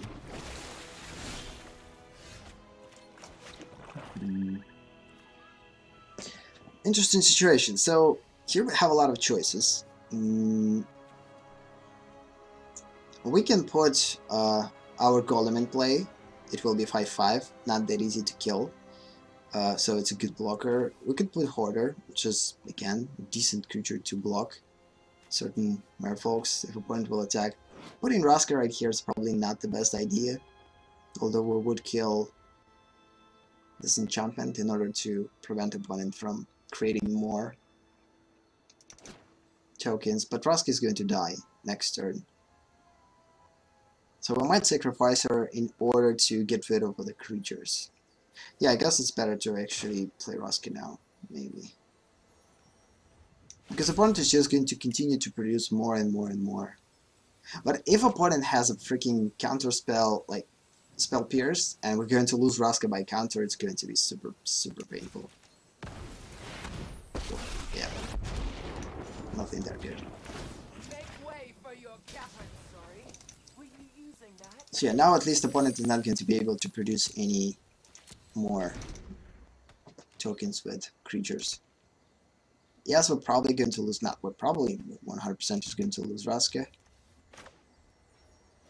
But it's fine. Oh no. Yeah, I doubt that we're going to win this match against Merfolks. They're pretty annoying. We're not going to extend today's session. I'm going to maximum play half an hour more. Then we're going to quit.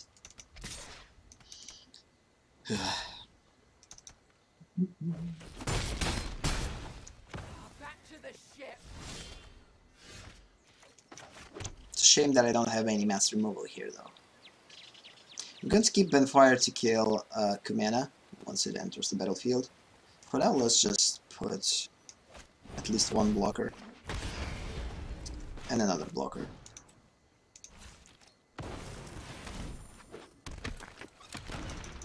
Although I don't believe that it's going to stop opponent. Opponent is just going to use sleep or other mass tap. And we're done, regardless. Oh.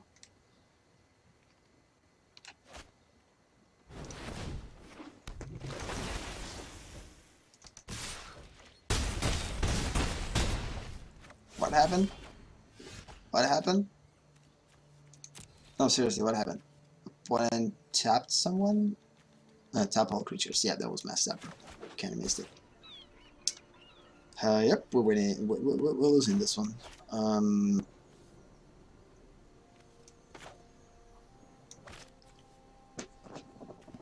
7, 8, 9. Yeah, even by Benfire is not going to help us. Against fast decks, 5-color decks are always suck. It's something that is just inevitable. They're not supposed to play against aggressive. Not every deck, at least, of course. Benfire, continuing our losing streak. So yeah, I guess this is it with this deck. I mean, the Color Seekers are pretty unstable. I don't know. Ideally, they're supposed to work fine, but I guess like every card kind of supports each other. But the problem with this deck, ideally, I would want to focus this deck only around this golem and create everything that will support this golem. A lot of land searchers and etc. But since I'm not going to be able to do this because I have only 2 copies, for now this deck is going to be kind of the weakest one because kind of nor here nor there. So ideally it has to create a lot of treasures. It has discarders, it has counters. It's kind of all over the place. It almost created to answer all possible threats, but as you know, every time that you're trying to do something like this, you will end up not doing anything. Maybe we just did not like it. Maybe the problem that we have a lot of different types of lands, and usually we're getting mana screwed in terms of the color. Because of this, we're kind of losing. It's going to be a lot of turns that we're not going to have 2 red mana, and we'll lose the ability to play William Goblin early. The same goes with Hoarder, the same goes with Hornswoggle, the same goes with other cards, especially Bolus and multicolored ones. So yeah, let's remaining 30 minutes of this session play with our Victory Seekers, which is probably the strongest multicolor deck from all of the decks that I have. This is strict Planeswalker deck. There's basically almost all of my Planeswalkers here. Not all of them. As I said before, there's 2 types of Planeswalkers. The Planeswalkers that work with creatures and Planeswalkers that work separately. So this deck is built around Planeswalkers that stand on their own. Oh snap, good. I get Kaya early, which is pretty sick.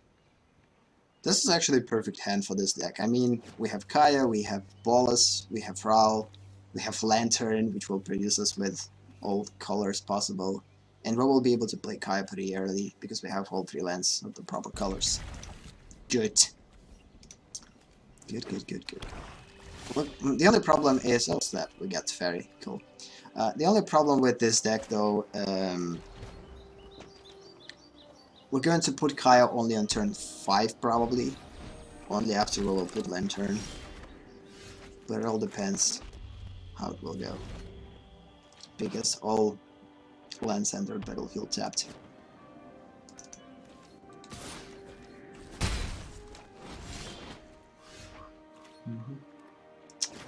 Exactly.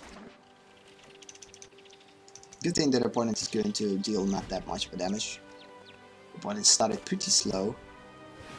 Oh, this is the deck with Afterlife, which means that we need to hurry, because it will produce lots of annoying tokens.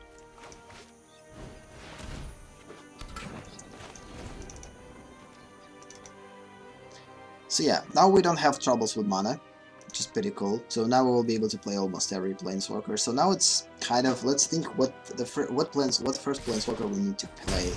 So putting Kaya early, it's probably a bad idea. Probably putting Teferi kind of seems like a good thing.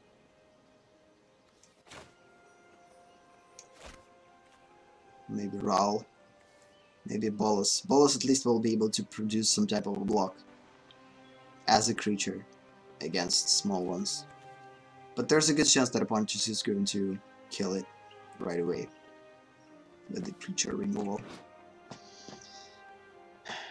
She's going to work on the after we kill some creatures. For now, she's kind of pointless.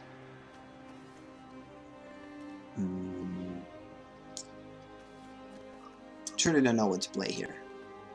Maybe I don't need to play anything and actually keep things to use to settle the wreckage. Putting Raul here, I'm thinking. This is the hardest part about multicolor decks, is to making those choices. Okay, whatever, let's just put Raul. He's kind of expendable.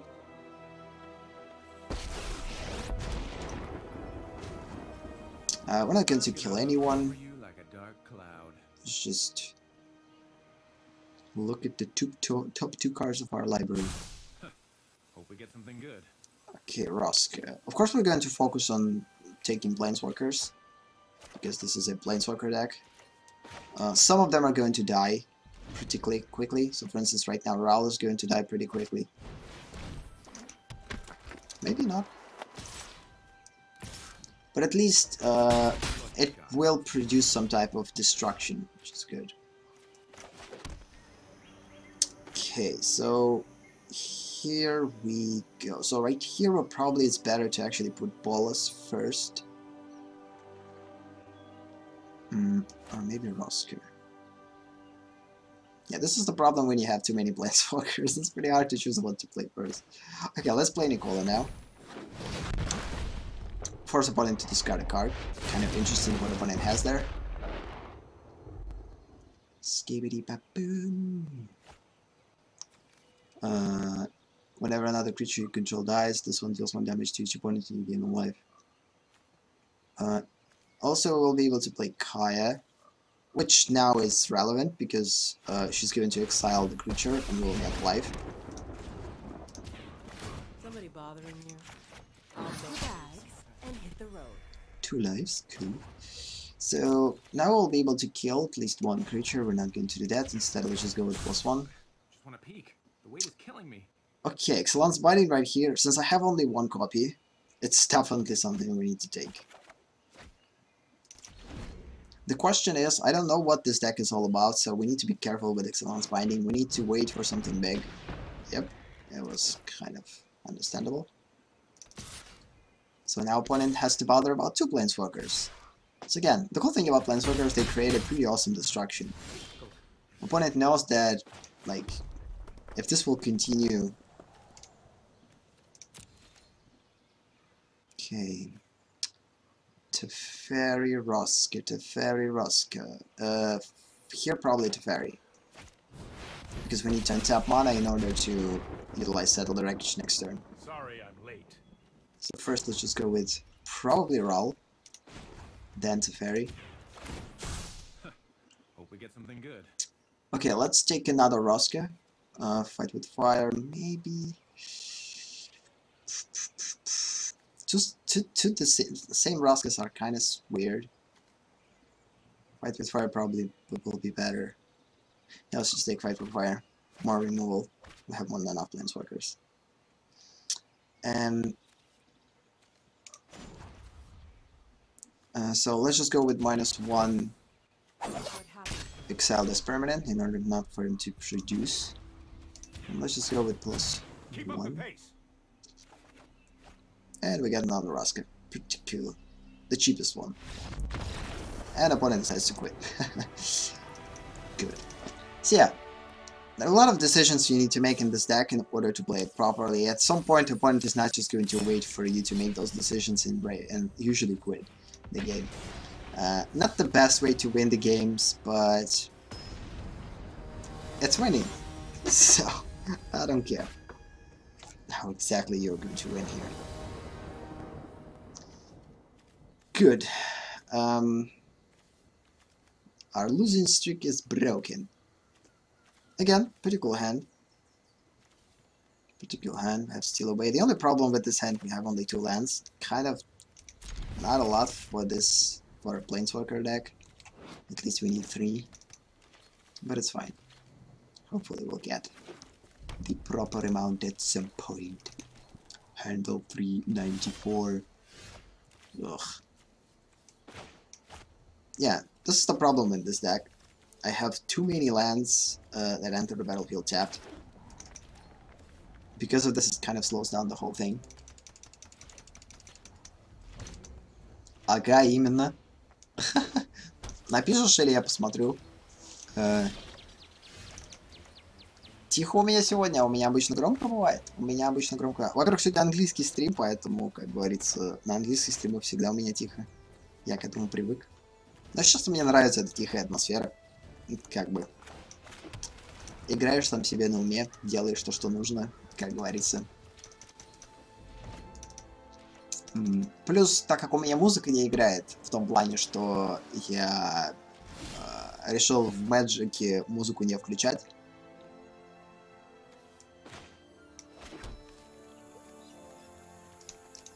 Внутриигровую музыку использовать. Иногда бывают такие ситуации, когда чисто реально тихо в игре. Типа, музыка перестает играть, и в итоге ты ничего не слышишь, кроме как птички чирикающие.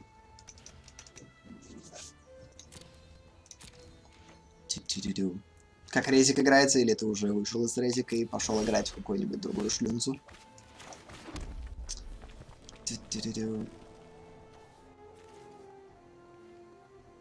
А ты, кстати, прошел-то этот Mass Effect Andromeda или нет? Наверное, да. Что-то мне как-то говорил про нее давно.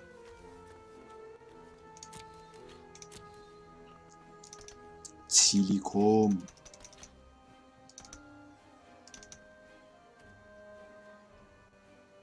Карточный резик. Resident Evil как карточная игра, вот даже тяжело представить. Сегодня мы играем зомби. Не-не, там же не зомби, там зараженные. Блин, что-то мы против какой-то странной деки опять играем. Там, скорее всего, контрспелы висят. Каю нет смысла вообще сейчас выкладывать, потому что она ничего эксалить не будет. Но, с другой стороны, если я сейчас ее не заэксалю, мне придется скидывать карты, поэтому давайте выуживать контру оппонента. До конца сессии осталось минут 20, я говорю, я затягивать сегодня не буду. Что-то как-то нет особого настроя. Вот. Да и к тому же я что-то устал. Я не спал нифига. У нас второй день сверлят, а я сплю днем. И когда днем спишь и сверлят, ты не спишь. Саботаж.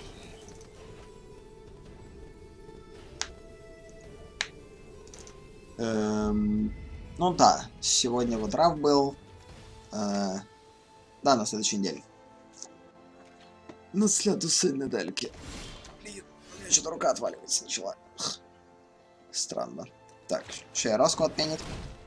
Я говорю, эту раску мы можем потерять. Она не мега-супер важная. Существ у нас в этой деке очень мало. Поэтому... Спел Пирсон. Больше всего обидно терять заклинание от Спел Пирса. Я не знаю, это самый занудный контрспел вообще в мире. Он кажется бестолковым на поздних стадиях игры. Но когда ты попадаешь на Спел Пирс, обиднее ничего для меня нет лично, чем Спел Пирс. Блин, серьезно, оппонент вообще ничего не собирается играть? Что, попали на чистый контроль? Терпеть не могу такие деки. Мы, кстати, этой декой один матч сегодня проиграли, и этот один матч, который мы проиграли, был именно против такого типа контроль деки, против которой мы просто не могли ничего играть. Типа сидим и ждем, как говорится. Сейчас у меня тупо лендов не хватает, чтобы играть. А в той игре, которую мы проиграли, я просто решил ничего не кастовать, потому что я боялся. Так, что оппонент это откаунтерит. Но потом в итоге оппонент все равно все откаунтерил, не в зависимости от этого. Надо было давить. Наконец-то. Хоть что-то кастуется. Она придется скидывать. Вот стой. Не думаю, что в этой деке будут существа. Поэтому масс ремувал здесь, наверное, нужно как раз и скидывать. Но здесь стиловый самый неактуальный будет являться, наверное. Это может нам пригодиться, чтобы уничтожить какие-нибудь артефакты, жизни восстановить. Ползокеров сбрасываться не собираюсь. Файтов Fire может помочь. Выиграть игру, Пенфайр, почистить много существ. Да, скидываем стиловый. Автоферей я все-таки надеюсь реализовать. Также у нас две раски. Как бы можно будет одну из них скинуть, если оппонент продолжит ждать. И нам не придут земли в следующем ходу. Ну, пришла земля. Но, по-моему, она выйдет повернутой. Да. Блин. Ладно, хотя бы сбрасывать ничего придется.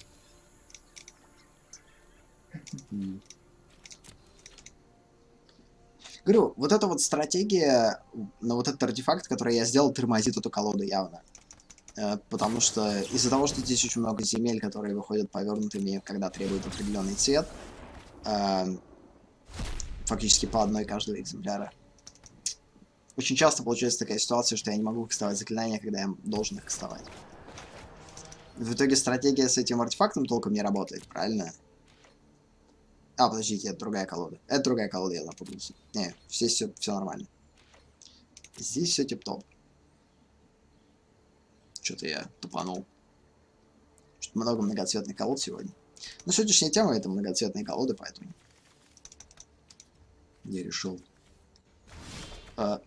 Кстати, Скуфисан, у тебя вот такой глюк есть тоже? Это не только у меня в игре. У меня, по-моему, даже на альтернативном аккаунте такая же хрень есть. Я думаю, это у каждого. Что, типа, да, иногда, типа, когда гравиард отдаляешь, типа, в такой рамочке он появляется.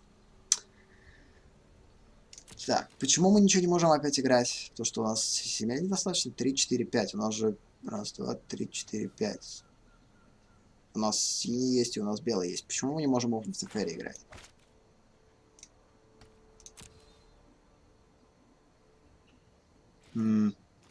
Можем. Все, cool. Ну что, давайте Off of the Fairy, что ли, играть. Нарвемся на контрспел, так нарвемся. В любом случае, надо их выуживать у оппонента.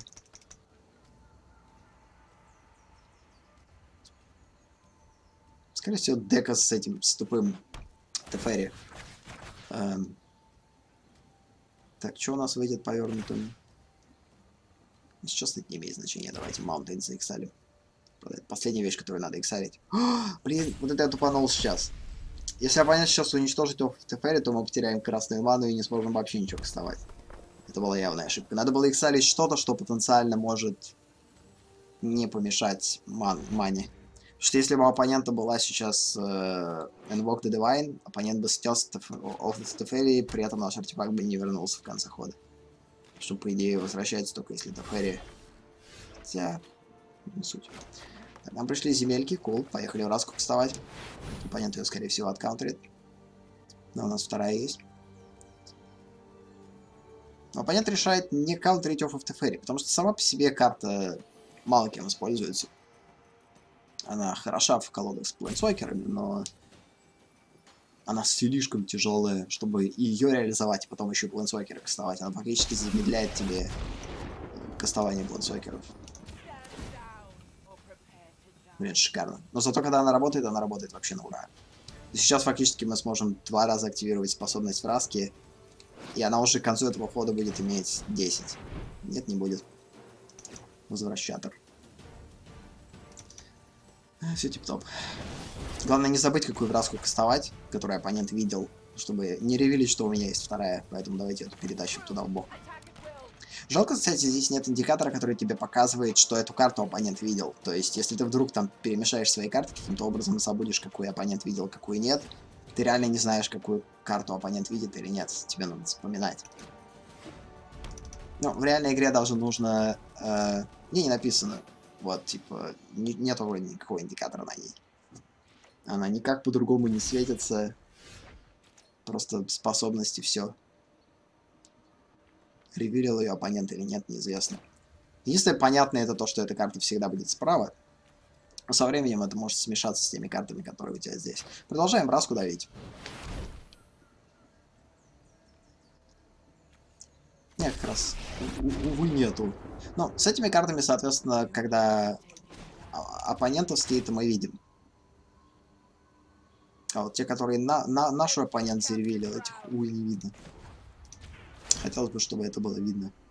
Что иногда реально кастуешь не те карты, и в итоге выдаешь то, что у тебя спрятано. И оппонент знает, что у тебя в руке. Cool. Сейчас, скорее всего, стиловый пойдет или какой-нибудь Settle the Wreckage. Скорее всего, в следующем ходу.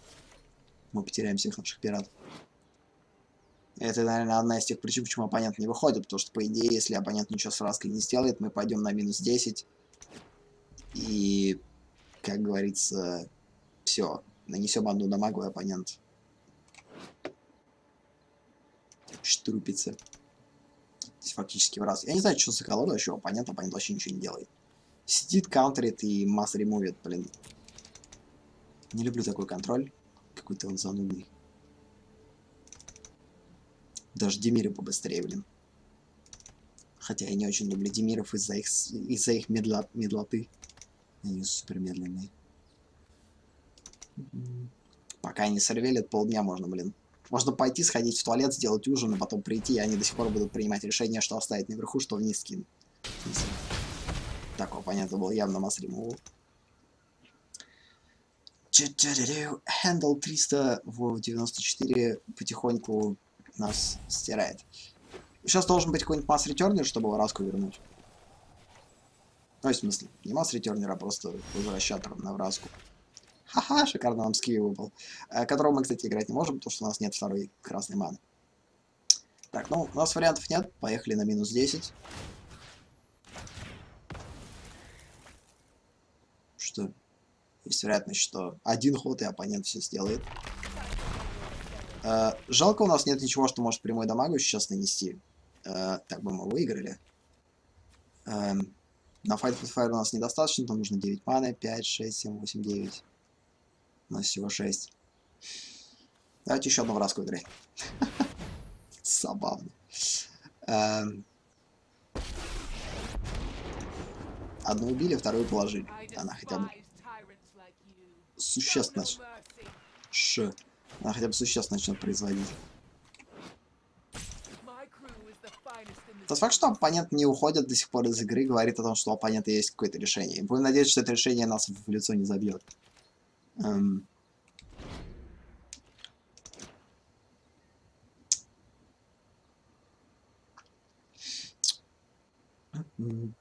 Во, кстати, одна из штук, которые, я надеюсь, они в Magic сделают, особенно для открытых турниров, это возможность скрыть свою руку.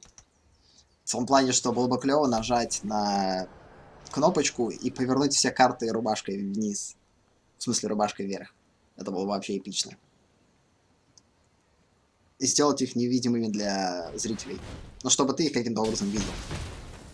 Вообще, это странная возможность. Ее будет тяжело реализовать. Антистрим-снайкинг система, да. Ну, многие уже говорят об этом, что, мол, типа, было бы клево что-то на типа этого сделать, да. Кто-то справляется таким образом, типа, они или опускают экран чуть ниже, обрезают его. Но проблема заключается в том, что каждый раз, когда ты берешь карту, она идет сверху вниз, и ты все равно видишь, что ты берешь. Вот сейчас анимация была, и она вот так вот дугой шла. Поэтому ты все равно будешь видеть, что ты берешь. Поэтому даже если ты скроешь вот эту зону каким-то образом вручную через стрим, лейер все равно не будет работать. Поэтому здесь такая ситуация очень странная. Блин, у нас какая-то ересь идет, я не могу понять. У нас вообще нет ничего, что мы можем играть. Что, будем продолжать понемножку плюсить, что ли? Ну что, куда минус 10 возможность раски делать? А, да, действует только один раз, опускает до минус 1, это ж не эмблема, я что-то забыл про нее.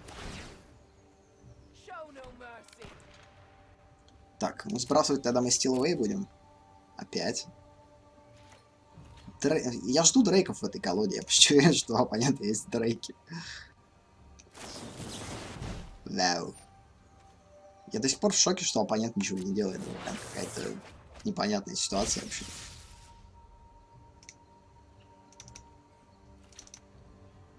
Прощай, стиловый.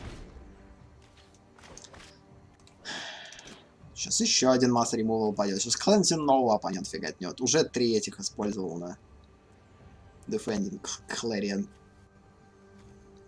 Пипец, 3 копии. У меня, по-моему, только одна, что ли, или 2. Ну что, оппонента есть еще, скорее всего, лайфгейнер, а вот тебе и дядя.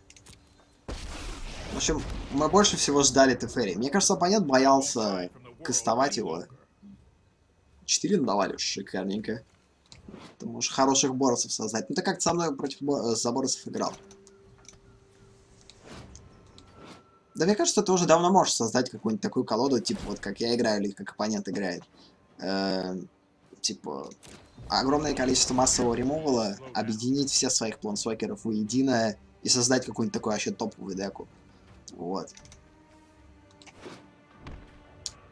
Ты Демиров сделал. Но Демира с этой картой не особо работает же, она другого цвета. Ну, как бы, не суть. Или ты имеешь в виду, ты Демиров сделал такого плана на контроле?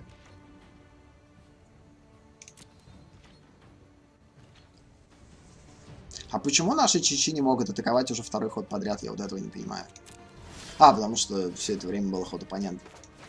Идеально, блин. Мы до сих пор сквы не можем положить. Вот сейчас мы сделаем вообще эпичную вещь. Сейчас мы заксаламбайтим Тефери. Единственная карта, на которой оппонент фактически сделает всю колоду. Хайдис! Как делиши? Мы уже подводим к концу стримку, увы. Потому что я как-то потихоньку какашусь. Потому что сегодня стрим на английском. Вот. Все потихоньку. Вот сейчас украли у оппонента Тефери, и теперь оппонент не может больше Тефери класть. И мы убиваем оппонента нашими волшебными пиратами. И выигрываем матчик. И по идее еще 1-2 матчика, наверное, выиграем. Не, оппонент, по-моему, сейчас за Excellence бандит все. Что ж такое-то, блин? Сдавайся уже. Не, серьезно, у оппонента вообще нет никаких вариантов. О, блин, шикарно. Зато теперь мы сможем кучу красного взять. Все, шикарно. Теперь у нас будет Сквида Immortal, и убивая его сколько угодно, он не убиваем. Да-да-да, спасибо за то, что пришел поздороваться. Тоже приятненьких снов, и мы тоже скоро направляемся в Люлю. Я, как говорится, матчик еще сыграю. Если я этот вообще матч выиграю за 10 минут, то, возможно, еще один матчик сыграю. Если нет, то тогда... Ой, какая незадача. Мы сейчас убьем эту Асканту. А почему мы не можем ее кастовать? Потому что, наверное, еще нету фазы каста.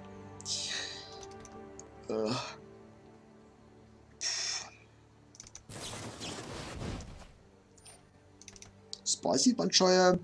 Да-да-да. Тебе тоже удачки, удачки. А мы давайте-ка просто асканту зафигачим.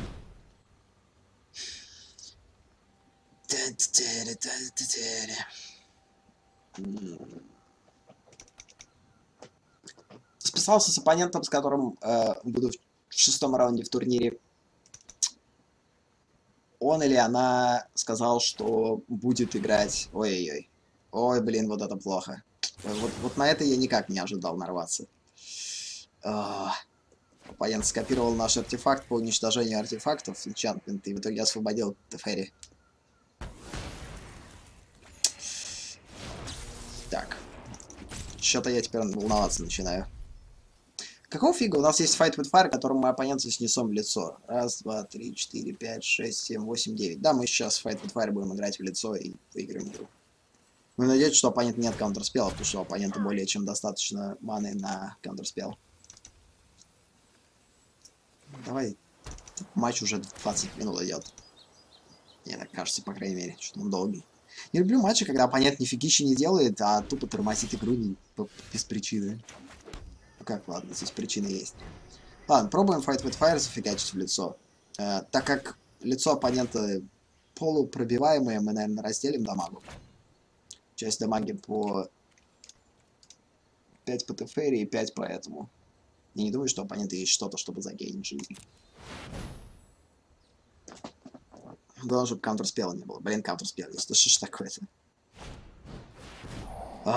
Саботаж золота. Вы надо мной смеетесь? После того, как я увидел вот такого рода занудные деки, я решил создать совершенно такую же занудную деку. Я запихнул туда всех своих Тефери, у меня их всего 2. Запихнул туда огромное количество ремувала, огромное количество контрспелов.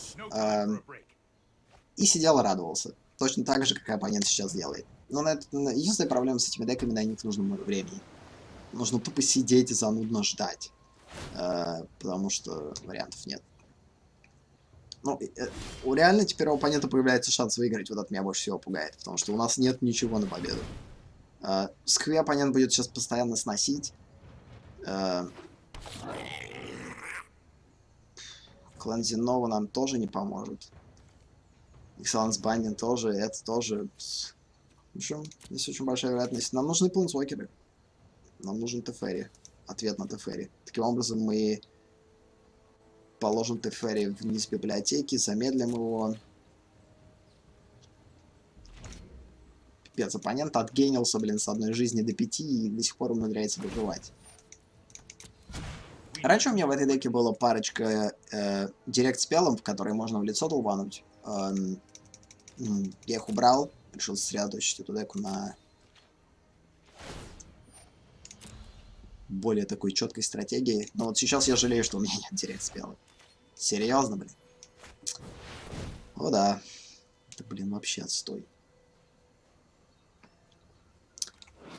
Эта карта у меня практически во всех многоцветных деках сидит. Я ее реально буду во все многоцветные деки добавлять. Она просто адски эпичная. До 4 земель обычно не проблема в многоцветных деках дойти, а когда доходишь, эта штука просто продолжает тебе нести бесплатную ману. Так, вот теперь у меня гигантская проблема, потому что за разные Тефери уже через ход, а если еще оппонента есть заклинание, которое позволит экстра шаг взять, то Тефери может вырасти сразу и получить эмблему. Как только эмблема получена, мы сдохли. Поэтому в лицо долбить, увы, сейчас не получится, придется замедлять Тефери. И оппонент это остановит. Да что ж такое-то? Это будет последний наш матч. Вне зависимости от ничего. Оппонент решает мне мозг вынести полностью. Это какой-то бред. Ох. Ладно. Сколько саботажа ушло? Всего 2 саботажа ушло. Значит, у оппонента всего 1 спел Пирс ушел. У оппонента как минимум еще дофигища контрспелов осталось. Это аж страшно просто. Tony says, today is the day to start something new or continue what's been postponed. Good idea. Блин, еще и не в мезет притаранил. Да что ж такое? О, как я терпеть не могу эту карту, а. I'm not done. Кстати, Скофсан, если ты еще здесь, говоря о картах, которые мне горят адски сильно. Вот Нифмизет одна из них. Я понимаю, что он не такой прям супер читерский, как Bonfire, который ты ненавидишь. Потому что его тяжелее разыграть из-за 3 маны здесь и 3 маны здесь. Это делает его немножко тяжело разыгрываемым. Но, блин, но он просто адово раздражающий. Я имею в виду, когда ты попадаешь против этого долбанного Нифмизета, можно сразу же сворачивать игру и даже не думать о том, чтобы продолжать их. Что эта козлина будет продолжать добирать карты и по одной жизни тебя очень медленно и долго уничтожит. Так раздражает, просто нереально. Окей, нам Рал пришел, это хорошо. Блин, надо было вручную ману тапить. У меня теперь не будет на Сквире Immortal. Серьезно, каунтер? Просто обидно выходить из этого матча. О, блин, я сегодня так долго играл в этот... Как его называю? Сегодня один матчик так долго играл. Я новую колоду себе сделал на замедляторах. Я запихнул туда все карты, которые тормозят оппонента довольно необычным образом. Давайте, короче, стирать Нифмизета, что ли. И у меня интернет отрубился. Короче... У меня интернет отрубился, из-за этого у меня этот матч я почти выиграл, мне реально очень хороший матч получился, он был минут 20, наверное, у меня интернет по какой-то непонятной причине выключился, и из-за этого я потерял этот матч. Вырубился он только через минут, наверное, 15 или 10, я не знаю. Ну, короче, не супер долго, но матч уже не получилось переконнектить. Вот. То есть я таким образом потерял потенциальную победу, это было очень обидно. Ну да, все, если отваливаешься, как говорится, снов, этот матч будет очень занудный и долгий. Я, скорее всего, не выиграю его, потому что, говорю, оппонент будет просто каунтить, и это просто жесть. Благо, у нас еще 20 жизней есть. Проблема в том, что Тефери уже на 8-ке. Вот. Сейчас Тефери просто сделает минус, начнет потихоньку уничтожать наши перманенты. Благо, у нас их много, у нас есть еще шанс спастись. Потому что Temptation у нас получает довольно много. Но, говорю, из-за комбинации Нифмизета и Тефери оппонент очень быстро... собственно, будет шляпиться. Так что я этот матч, скорее всего, очень долго и занудно проиграю. Не очень будет мне хотеться выходить после проигрыша, но я выйду чисто потому, что надо выходить. Поэтому да, если отваливаешь, то снов. Спасибо за то, что притаранил, посидел. Было повеселее. Вот. Ну и раз сваливаешь, тогда я переключусь на английский, потому что стрим на английском. Ближе к рестлингу, тогда, соответственно, там пиши, звони, списывайся. Ну или раньше, если хочешь, там погамцать в мезик. So yeah, basically getting back to English, we are getting slayed because of the stupid situations. I mean, I made one huge mistake. If I didn't try to kill Askanta, like actually remove Askanta and gain 4 lives, which I didn't need to, I would probably already win this game. I basically ruined myself with one stupid decision that was completely unnecessary. I kind of wanted to, okay, I'm going to wait, I'm just going to cast a card, and then opponent just basically copied, killed the only card that prevented Teferi from playing, and now Teferi is basically going to kill us because of it. So, this is the worst situation ever. I mean, I'm sweating from all possible places right now. I don't know. I'm so freaking disappointed to the point of quitting the game and never getting back to it. I don't know. It's sometimes it happens. Oh, good. We're not going to steal it. Opponent is just going. No, cool. That was interesting. So maybe not everything is lost. Maybe we will be able to do something. Since now Teferi doesn't matter, although no, opponent will basically put a squee on the top of our library with -3 ability. It's just going to slow them down. The only good thing is that we have lots of permanents for the opponent to kind of kill. Since we're still that one, opponent is going to kind of prioritize something that will bring back something valuable. So it's going to be kind of a all over the place thing. Hopefully we will get something that will kill opponent. but I doubt that, because we already have 13 lives and it's not going to become better. Oh, but it has 15 cards in the library. Another way for us to maybe win this game, but I doubt that we're going to be able to survive for 15 turns. Unless opponent is going to throw himself out. This could be a possibility. If I'm going to lose this match, it's going to be purely my personal mistake. I mean, I made a super huge misplay, and because oh, this is perfect. Oh no, opponent actually chose only one life link, not the 3.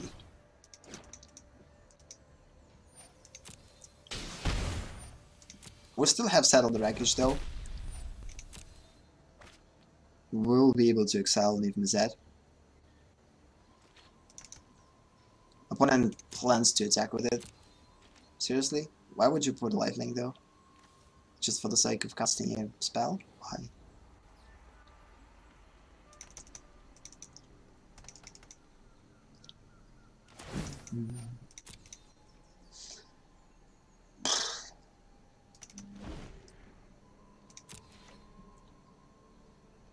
The funny thing is that I'm not going to be able to win with anything. I mean, I truly don't have anything that could win the game. Like Squee.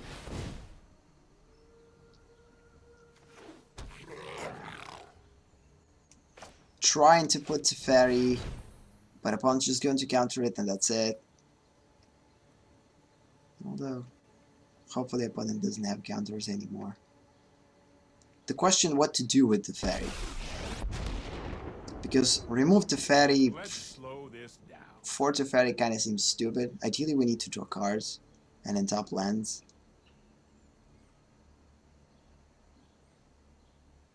I truly don't know what to do here.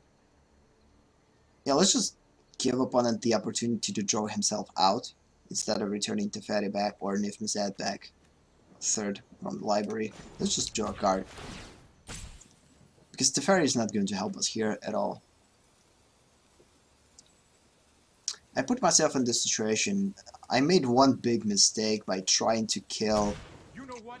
I'm not done yet. Search for Ascanta with Invoke the Divine, when opponent basically copied Invoke the Divine and kill Excellence Binding that prevented Teferi from playing. It was so freaking... Oh. Unfortunately. We got second Teferi, which is interesting.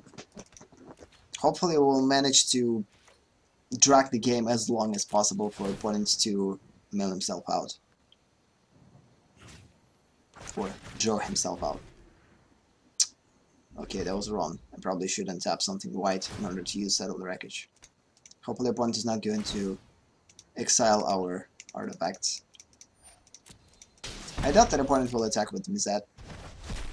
Of course, goodbye Teferi. Let's be clear. Yeah, opponent continues to draw himself out. This is the only way for me, I believe, to win this one.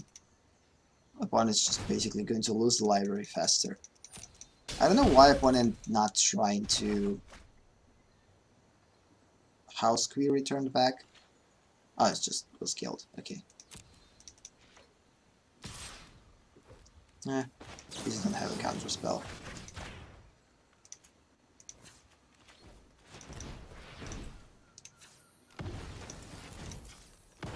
Yeah, I made a mistake. I tapped wrong lands. But I'm 100% sure that opponent has counter for Settle the Wreckage too, so it doesn't matter.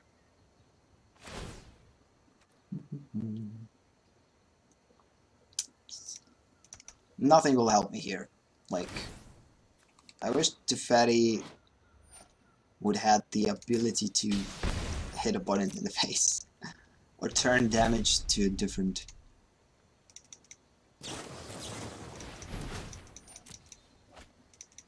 place.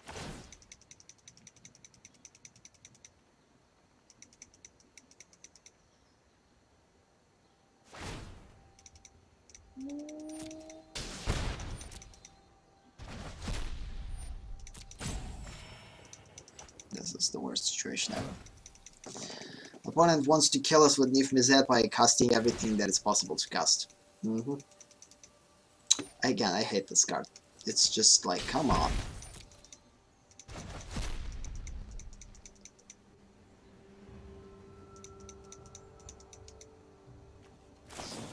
There is a possibility that opponent might actually draw himself out, but I doubt that. We're probably going to lose life faster.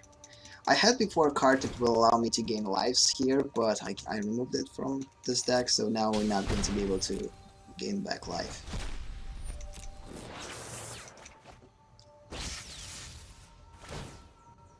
Opponent has 6 cards, and we have 6 lives, which means that we're going to lose this game. With each draw, we're going to lose 1 life, 6 cards exactly, 6 life we have, so we're done. Ugh. I made a super huge mistake. Why? So next time when I decide to kill an artifact that we don't need to kill, just don't do it.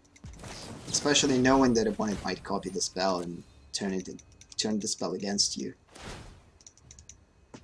And the funny thing, it doesn't seem like it that big of a spell.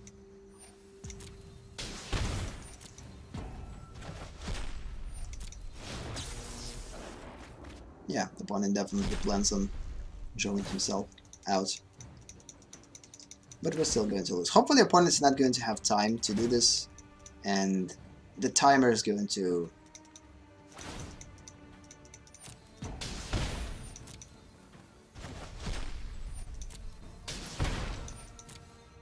And that's it. And opponent still has the opportunity to draw things, I believe. Even maybe a counter spell set of package. It's going to be enough to draw a card. Yep. Freaking creek. This is the worst situation ever. I mean, I made so big of a mistake though. I believe opponent right now is pissing himself or herself with happiness, because win the game that way, it's just like, come on, man. Yes, these are the days when I hate Magic, but at the same time love it. That's it. Ideally, I would continue to play and earn this card, whatever, but I truly don't want to do this during the stream because I'm going to just basically lose my control. It's pretty hard to, I don't know, keep yourself calm in those type of situations when opponent is super slow, when there's too many counters, when the game was super slow. We played this match probably like 30 minutes or 40 because of the slow progression of this deck that we played against. I hate to play against those type of decks. Again, we did the best that we could, but I made a huge mistake, and because of this huge mistake we basically lost, because I believe we would win if I didn't play the Enchantment Destroyer. Opponent copied it, destroyed Excellence Binding, that stole the Teferi that opponent had, and then we basically got killed because of the Teferi and combination of the Infamous Zed. So it was super disappointing, but again, lesson learned. This is not the first time though that I'm losing this way. This is probably the second time that I'm losing this way. I mean, by casting something that I shouldn't cast, and it basically turned against me. I didn't necessarily learn throughout my first experience, I guess, because I repeated the same thing here. But maybe I just forgot about it. I got too cocky. I thought to myself, okay, I'm going to win regardless. Next turn, opponent has 1 life. What could happen? Let's just kill this, search for a Scanta while we can. And no thanks. And yeah, that was the worst situation ever. And I had the courage to stay in the match and wait for opponent to kill me one by one damage by one. It was truly a test of nerves, and oh. So because of this, I'm going to finish on this note. Thank you for watching. Thank you for being here. Have a nice day or night, and see you in the next session. Bye. Tony says bye too.